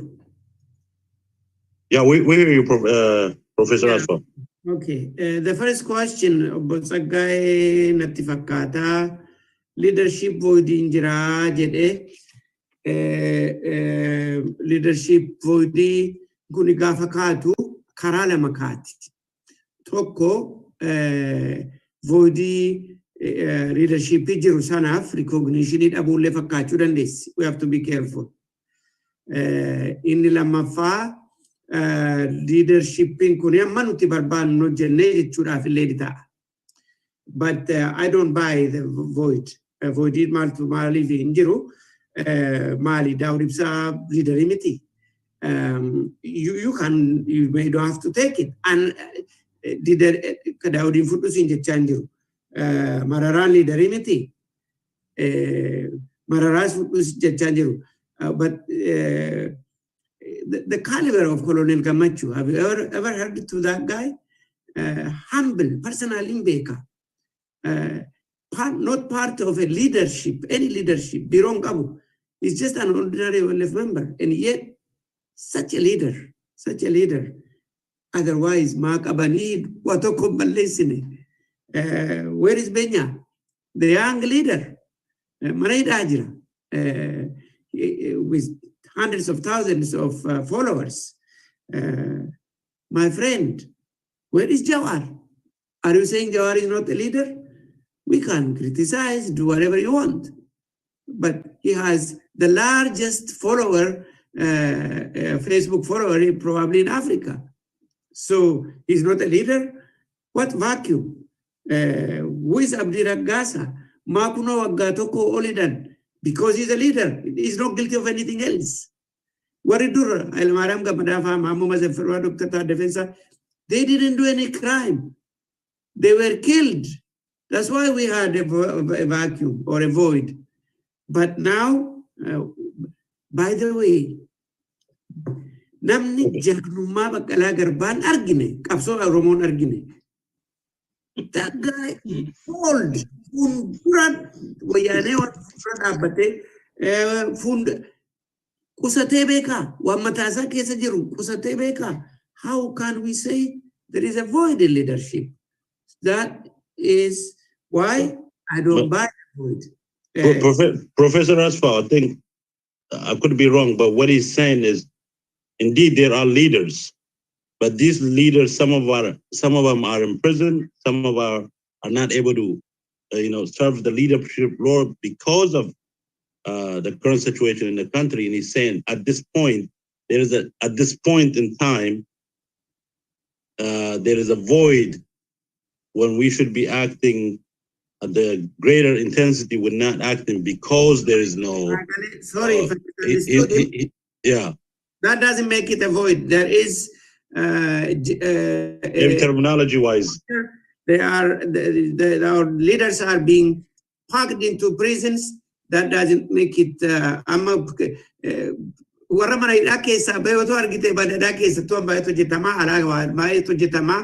How to overcome the killing of massive number of Oromos. There is Wabo that is taking another leader, military leadership fudhachaa jiru sun it's part and parcel of qabso sun yoo namoota hidhaman akkamitti gadhiisifnaa akkamiin qabsoon fuulduratti akka deemu goona. It's a legitimate debate, but we have to be careful when we say there is a leadership void. Yoo sana inni naa fudhate anillee yaada kee akka inni ibsite sana fudhadhe. The second question, maaliif miidiyaatti hin finnu amma onaatti dadhabbii guddaa jira. Miidiyaan keenyas baay'ee faffaca'aadha, but we are making improvement. Kanaafin amma documenting Dr. Workineh compile godhe jaalladhe the genocide watch group.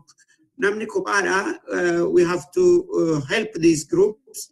Hopefully it will be better, but I agree, Mohammed, there is a weakness. And webinaring kuni matansa or conferencing kun matansa, it's a step towards recognizing the weakness and a step towards improving.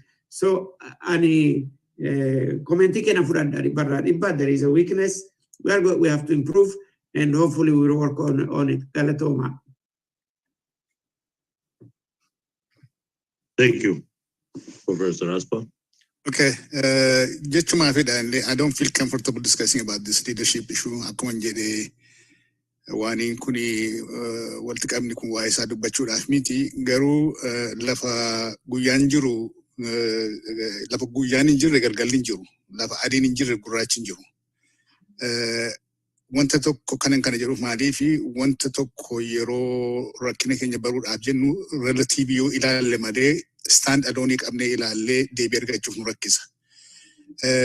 Leadership voidii anis yeroo baay'ee itti dhimma baawurdii kana akkuma Professor Asfaw jedhu voidii tun ta'in dadhabni xinnoon jirti. Dadhabinni sun immoo partly dadhabina keenyadhas warra duukaa deemaa jiru. Garuu scientific definitionii leadership yeroo ilaallu xinnoo ishee responsibility sana nama tochoosanii visionii kennanii nama tochoosanii visionii sana duukaa naannessuudhaaf kan waan jedhanii qualityidha. Innis leadership quality. Inni jira inni jiru maaliif hanqate akkam goone cimsina isa jedhu irratti yoo xiyyeeffannee foorumii kan biraa bananne isa irratti yoo haasofne wayya. Lammaffaanii obbo Ahmadidha kan kana gaafate. Beekumsa kana hundumaattuu qabnuuti maaliif biyyinuu dhaga'u biyya dhageessisu biyya lafaa dhageessuu dadhabni maaliif ittiin fira bitachuu dandeenyu wanta jedhu jira. Deebiinsa tokko kan lama yookaan sadii miti wal xaxee jira wal keessa jira wanta kanatu. Akka dingataa ta'ee jireenya koo keessatti wanta baay'een argeddu baay'ee hojjedhee nama baay'ee wajjin wal keessa oolee argeera wanta kana. Kanan jechuu barbaadu maali kanan argee namoonni baay'eenii biyyi baay'eenii dhaabbolii baay'eenii waa'ee keenya dhaga'uu dhabanii miti kan isaanii warra nu hacuucu kanaa wajjiniin dhaabatanii deemaa jirani. Seenaa irratti Makuraanis dubbateera, atiin tuqeera, I think Professor Asafaanis dubbateera. Gara booddeetti deebiru ilaalle genocideeni economy fi of beessisuu fi waanii jenneeti amantiidhaafis genocideeni godhamaa jedha amantii bal'isuudhaafi. Amantiin suni nurratti waa'ee hacuucaa guddaa gooteetti maqaa amantiitiini. Waanima kanarratti foorumii kanarratti dhaaba guddaa tokko dhaaba biyya kanaadhaa bilbilee gaafadheen ture akka isaan dhufanii dhaggeeffataniif. Namichi dhaaba kana gaggeessu nama yeroo dheeraadhaa fi State Departmentii keessa hojjete, he has a PhD waa'ee genocide irratti hojjeta wanta baay'ee beeka.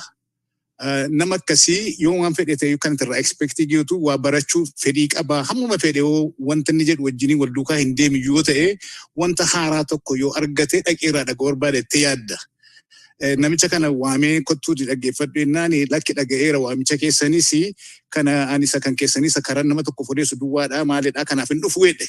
Just to cut the long story short wanta inni dhufneen beekamaadha. Karaa amantii kanaanii dhaabbatee inni walitti qabama warra Habashaa irratti wanta inni dubbate YouTube irra dhaga'eera. ofii kooti gurra kootiin. Kana siin jechuu barbaadu dhaabbanni jedhe keessatti harka bitaaf harka mirgaatiin wajjiniin hojjetaa ture sana maqaa Oromoo yeroo ni kaasu yoo dhaaniin ajjeesuu waan jedhanillee wordii tokko naa deebisuun barbaadanii narraa fudhachuus hin barbaadanii dhaggeeffachuus hin barbaadanii. Maaliifi yaada isaanii wajjiniin wal qabatee hin deemu. So nuun akka isaan nu dhaga'an gochuudhaafi namoonni kun baay'een isaa akka inni dubbiin keenya isaanii galu gochuudhaafi akkuma obbolaan korri kan dubbataa turanii irree sana godhachuun nurra jira. Isa malee hin danda'amu. Akkasumatti namni isin ilaalu ammaa fi advaanteejii baay'ee qabu isaanii staatus quo biyya sanaa harka bashaa keessa tursuudhaan wanta argatantu jira. Isarraa gara booddeetti calluma dhanii harka duwwaan hin deebi'ani yoo nuyi ofirraa deebisne malee ulfaadha.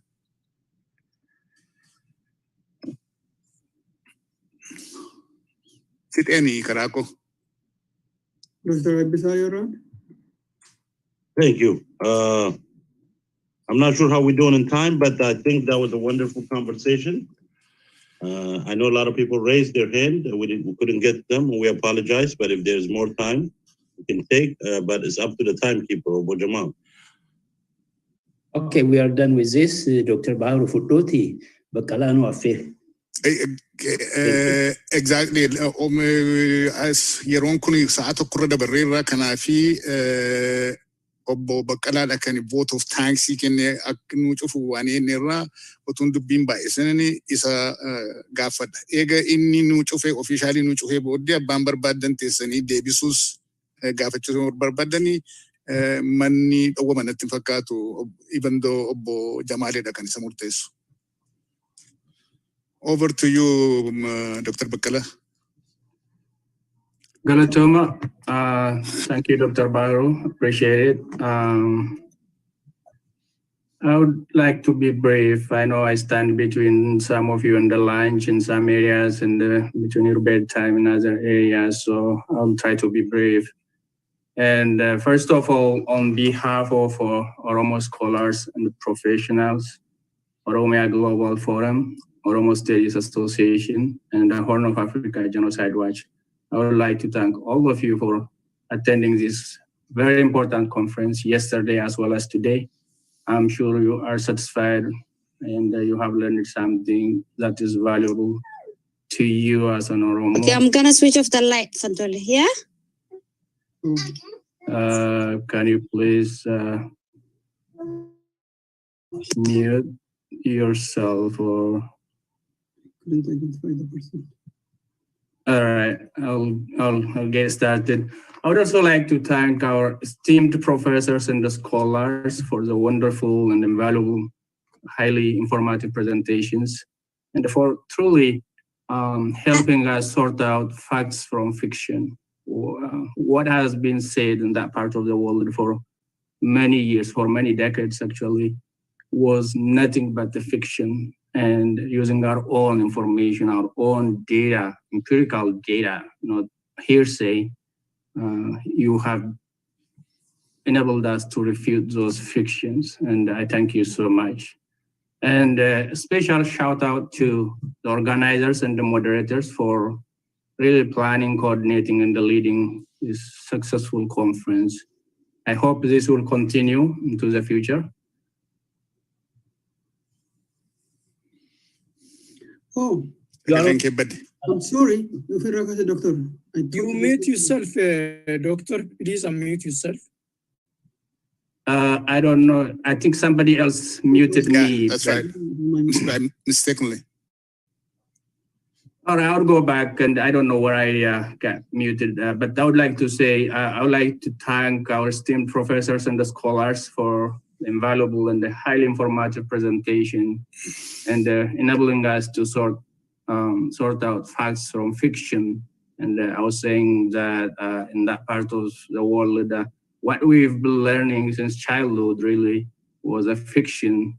And I'm glad that we're at the point now when we can refute those fictions based on facts that is based on data, empirical or otherwise. And I'm very happy we have done that. And thank you all for the wonderful presentations. And was also saying special shout out to the organizers and the moderators for planning, coordinating, and leading this successful conference. Without your effort, this conference would have not been possible. I really thank you all. I just don't want to list the names because there are so many of them. Spend your time on this, and it's time consuming, and it takes time to really put together something like this. Briefly, for over a century now, young minds of Oromo children have been exposed to really venomous, fake, and make-believe stories about Ethiopia and Ethiopian identity. At the same time, their own history, culture, and traditions, and the way of life have been demonized. And please mute this person who is talking. And in many cases destroyed to the extent that some of us really hated our own existence, changed our names and identities just to fit in. And some of us, unfortunately, accepted the superiority of those who colonized us and submitted. That is a true story that we have. Now, thankfully, of course, we have thousands of selfless and enlightened Oromo nationalists that kept our struggle for freedom alive at the expense of their own lives, destroying their own family. And some of them really don't have families too, because their family is their cause. We are now at the point where we no longer accept the lies, but we can challenge based on facts, as I mentioned earlier. That is what these scholars have done. I should mention that these 4 organizations coming together to prepare this conference is exemplary, and that this is how unity starts. The unity that our musicians and our people have been crying about starts with things like that. This idea about the conference was initiated in the Oromo scholars and the professionals group, but we reached out to other groups as well, because we, after all, stand for the same cause. Our purpose is the same, our goal is the same. Maybe how we want to get there might be different, but if we work together like this, it will be much easier because our goal is the same. Of course, many of my colleagues have already said what the purpose of the conference is. I don't want to go into the details. Primarily, though, we wanted to refute this false narrative on genocide in Ethiopia. An Oromo saying, "Kansangan hin iyin kachen iya." Literal translation probably would take time, and many of you know, but for those who don't know, it is something about somebody who is doing the wrong is making more noise. I think somebody yesterday among the presenters spoke about how we need to be loud. How we need to be loud because we are the ones who are victims of this genocide, yet in many cases we are silent. We be silent no more. We have to speak out. The way we do it is through conferences like this one, and we have to write documents and distribute to whoever wants to listen to us. Trust me, many have said already, if we are strong, of course we are strong as Oromo, but we have not capitalized on that. And if we get the strengths that we need, institutional, organizational strengths, everybody will listen. They will come to us. We don't even have to go to them. So we have to write. Hopefully, and the Oromo scholars and the professionals, we assigned people on this same subject to write a document. This conference, I think, have provided them with enough material so that they put this into a document and they will be able to distribute that information. Our conference started with some theoretical background with Professor Alamayo. And we learned really, even those of us who think we know about this subject, that genocide is not only about killing a bunch of people, hundreds or thousands of people. It is more than that. It is political, it is social, it is cultural, and everything. That changing the names of the places, changing the names of people, and we have been through that. It seems like when you look at it in hindsight, it has been going on for many decades in Oromia and on Oromo people and other peoples as well. So it just amazes me. In the Amharic language, you all know there is what you call O, the letter O. But if you have listened to many of them, if they wanted to say Oromo, they go Woromo. I don't know why they cannot say O. And just recently, the way they refer to the OLF, everybody has talked about what the OLF is. It is an idea. It is in every Oromo nationalist's heart, whether you are a member or not. But now they know that. They know that fact. For a long time, they tried to destroy it. They couldn't do it because it is an idea in every Oromo nationalist. Now what they start to say, Shane, and they call it Shene for that matter, whatever that name is, we know what Shane is in Oromo culture. But the fact of the matter is they are trying to demonize us. That is the purpose, so that we hate ourselves again. That little hope, that little sunshine that we saw at the horizon, they want to take it back to the old days. But whether we allow that or not, it is up to us. Also, Professor Makuya gave us historical context. When did this start and what happened during the 3 stages of their conquest, from going all the way from north to south?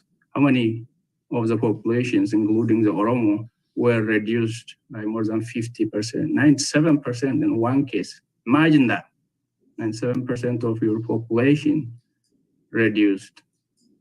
That the world did not see, and that sometimes it seems like the world doesn't care either.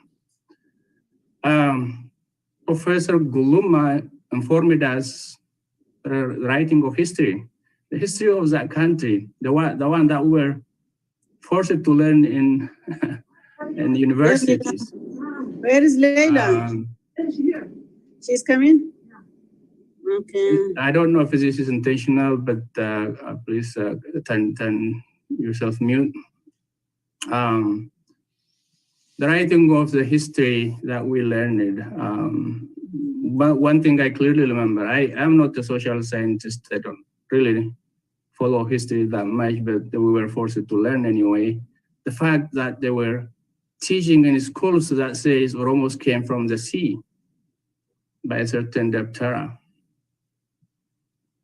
And we accepted it because we have to pass the exam. And also Professor Asafa has always informed us that what settler colonialism has done to us and the mental genocide that was being conducted. And it is happening today. He gave us examples. Dr. Workineh, of course, informed us about active genocide that's going on right now, and with images, with pictures, and horrible as they are informative. This is about information. And Professors Asfaw, Mohammed, and Dr. Bahiru really told us what is to come, impending genocide and institutionalized torture. Now it is up to us. Can we prevent the impending genocide, or are we going to just wait for it to happen? So these are the things that we learned, and my advice, and hopefully what you guys would do, is to pass this information to every Oromo. And another objective of this conference was to inform international community, whoever wants to listen to us. I mentioned this earlier. We were not successful on this, but in the next couple of, in the next conference that we'll have, hopefully we'll have better audience. Even if they don't listen now, time will come when everybody will listen. But we have at least something recorded now so that they can look at it and they say, in hindsight, we should have listened to these people. And the most important outcome of this conference is information for our people, for the Oromo people. Knowledge is power, information is power, especially in this 21st century when information is everything. So this knowledge is a power to unite us as people. It is a power to liberate ourselves from the yoke of subjugation and marginalization.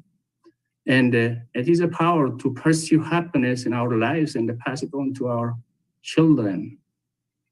I encourage everyone who attends this conference to pass it on, even to the informed Oromo, so that they can reinforce and strengthen their conviction. Truly, as I said earlier, I thought I knew much about genocide and other things, but I learned quite a lot. So even the informed Oromo can reinforce the conviction with this information. And there are millions of uninformed Oromos, so it will educate them. And there are fools among us, unfortunately, who believe Oromia is currently liberated and is in power in Ethiopia. I don't understand really. I'm sorry to use that word fool. I'm not talking about those who intentionally do those things just to fill their bellies and live a good life at the expense of their identity. But I'm talking about the people who really don't understand this, although it is written in clear ink in front of them for them to see. If it is an Oromo government in Ethiopia, why are those thousands and thousands of people incarcerated, killed, their houses burned to the ground, and the rape, everything that we've listened to? Why would that happen to the Oromo if that was the case? If it was a separate incident, one or two incidents here and there, or even hundreds, you would accept that. This is a campaign of eradication, elimination of anybody who is a nationalist who talks about Oromo rather than talking about Ethiopia.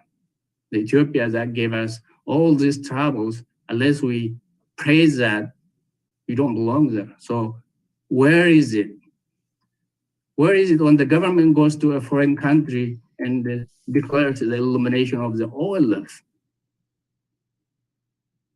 Where is it? That oil, many have said, is an idea in millions and the vast majority of Oromos. So I think what we need to do is we need to some of the fallacies of Ethiopian is this narrative about genocide by the Oromo. Really, it doesn't make sense at all. The Oromo have this beautiful culture and the tradition, and that tradition really doesn't allow us to commit genocide. You know, the Gudifacha embracing and everything that we talk about, it doesn't allow us. We are people who not suffer. We don't do these kind of things. So where did it come from? If we were really genocidal as they claim, there wouldn't be any non-Oromo living in that part of the world because we are huge, we are powerful. We could have just eliminated those people, but that's not what we do. This is not in our culture. It's not in our tradition. We embrace, we live together, but it is happening to us. We had invented and they used our democratic system of governance, GADA, until they came and they eliminated it. Now it is trying to revive and they want to eliminate it again, destroy it. Let's talk about what they have been claiming about genocide by the Oromo. Badano, Shashamane, Guluso, everywhere they are talking about. We have been asking for an independent investigation. And none of these governments, whether it is the TPLF government or the current government, none of them accepted this independent investigation. We have nothing to hide, but they don't want that to happen because they know what happened and who did it. They talk about Kero, the same person that Kero pulled out of the prison. Next day, he started saying that Keros are extremists and they are jihadists and so on. And then they talk about Wabo doing this genocide or things like that, killing Amharas and so on. One simple question everybody should ask himself or herself. Kero, about 5,000 to 6,000 by conservative estimates were killed during their struggle 2014 through 2018. Even during that difficult time, they didn't kill a single Tigrayan who were in charge at that point. Throughout Oromia, they were living peaceful lives. Why would any Kero turn into a genocidal group all of a sudden? How do anybody justify that? What about Wabo? Wabo has been living in Western Oromia for many years, and there were Amharas living there. How come Wabo turns into this genocidal, gun-carrying group all of a sudden? These are the questions somebody has to ask himself or herself before doing those things. So what is next? I will make it short. What is next for us? The next, in my opinion, this is my personal opinion, we have to work hard toward this unity of purpose, really. That is important. And again, in terms of unity, what I think is probably taken the wrong way, unity does not mean having a single organization, political or otherwise. It doesn't mean single religion. It doesn't mean single anything. It means our purpose, our goal is the same. So we work together like these organizations that came together to create this conference. And our purpose is to create that kind of unity of purpose. And if we work at it, I think we can achieve it. As scholars and the professionals, we will continue to educate our people and support them in every aspect. I will stress this word, every aspect of their struggle for freedom. We have to stand by them, work with them, but more than that, we also educate our people so that they realize that education is power, knowledge is power, and the work toward their freedom. I would like to use this opportunity to invite those who are not members yet to really join us, Oromo scholars and the professionals, and the other that you listen to, the OGF, for example, OSA, and Horn of Africa Genocide Watch. I thank you so much once again, coordinators, organizers. This is a great conference. We will continue doing this, and thank you. Great. Thank you, Dr. Bekele. That is an excellent summary of the two-day conference. Once again, we're extremely grateful to all of you who have taken through this, sat through this two-day conference patiently. Thank you for the amazing work you have done and putting together the presentation as far as the speakers are concerned. And thank you to all the people who have worked behind the scene to make it happen. With that, with the permission of Jamal, whoever wants to hang around and talk about coffee, beer, or whatever, you're welcome. The rest of us are done. The meeting is officially closed. Thank you. All right, thank you, Dr. Bahiru, Dr.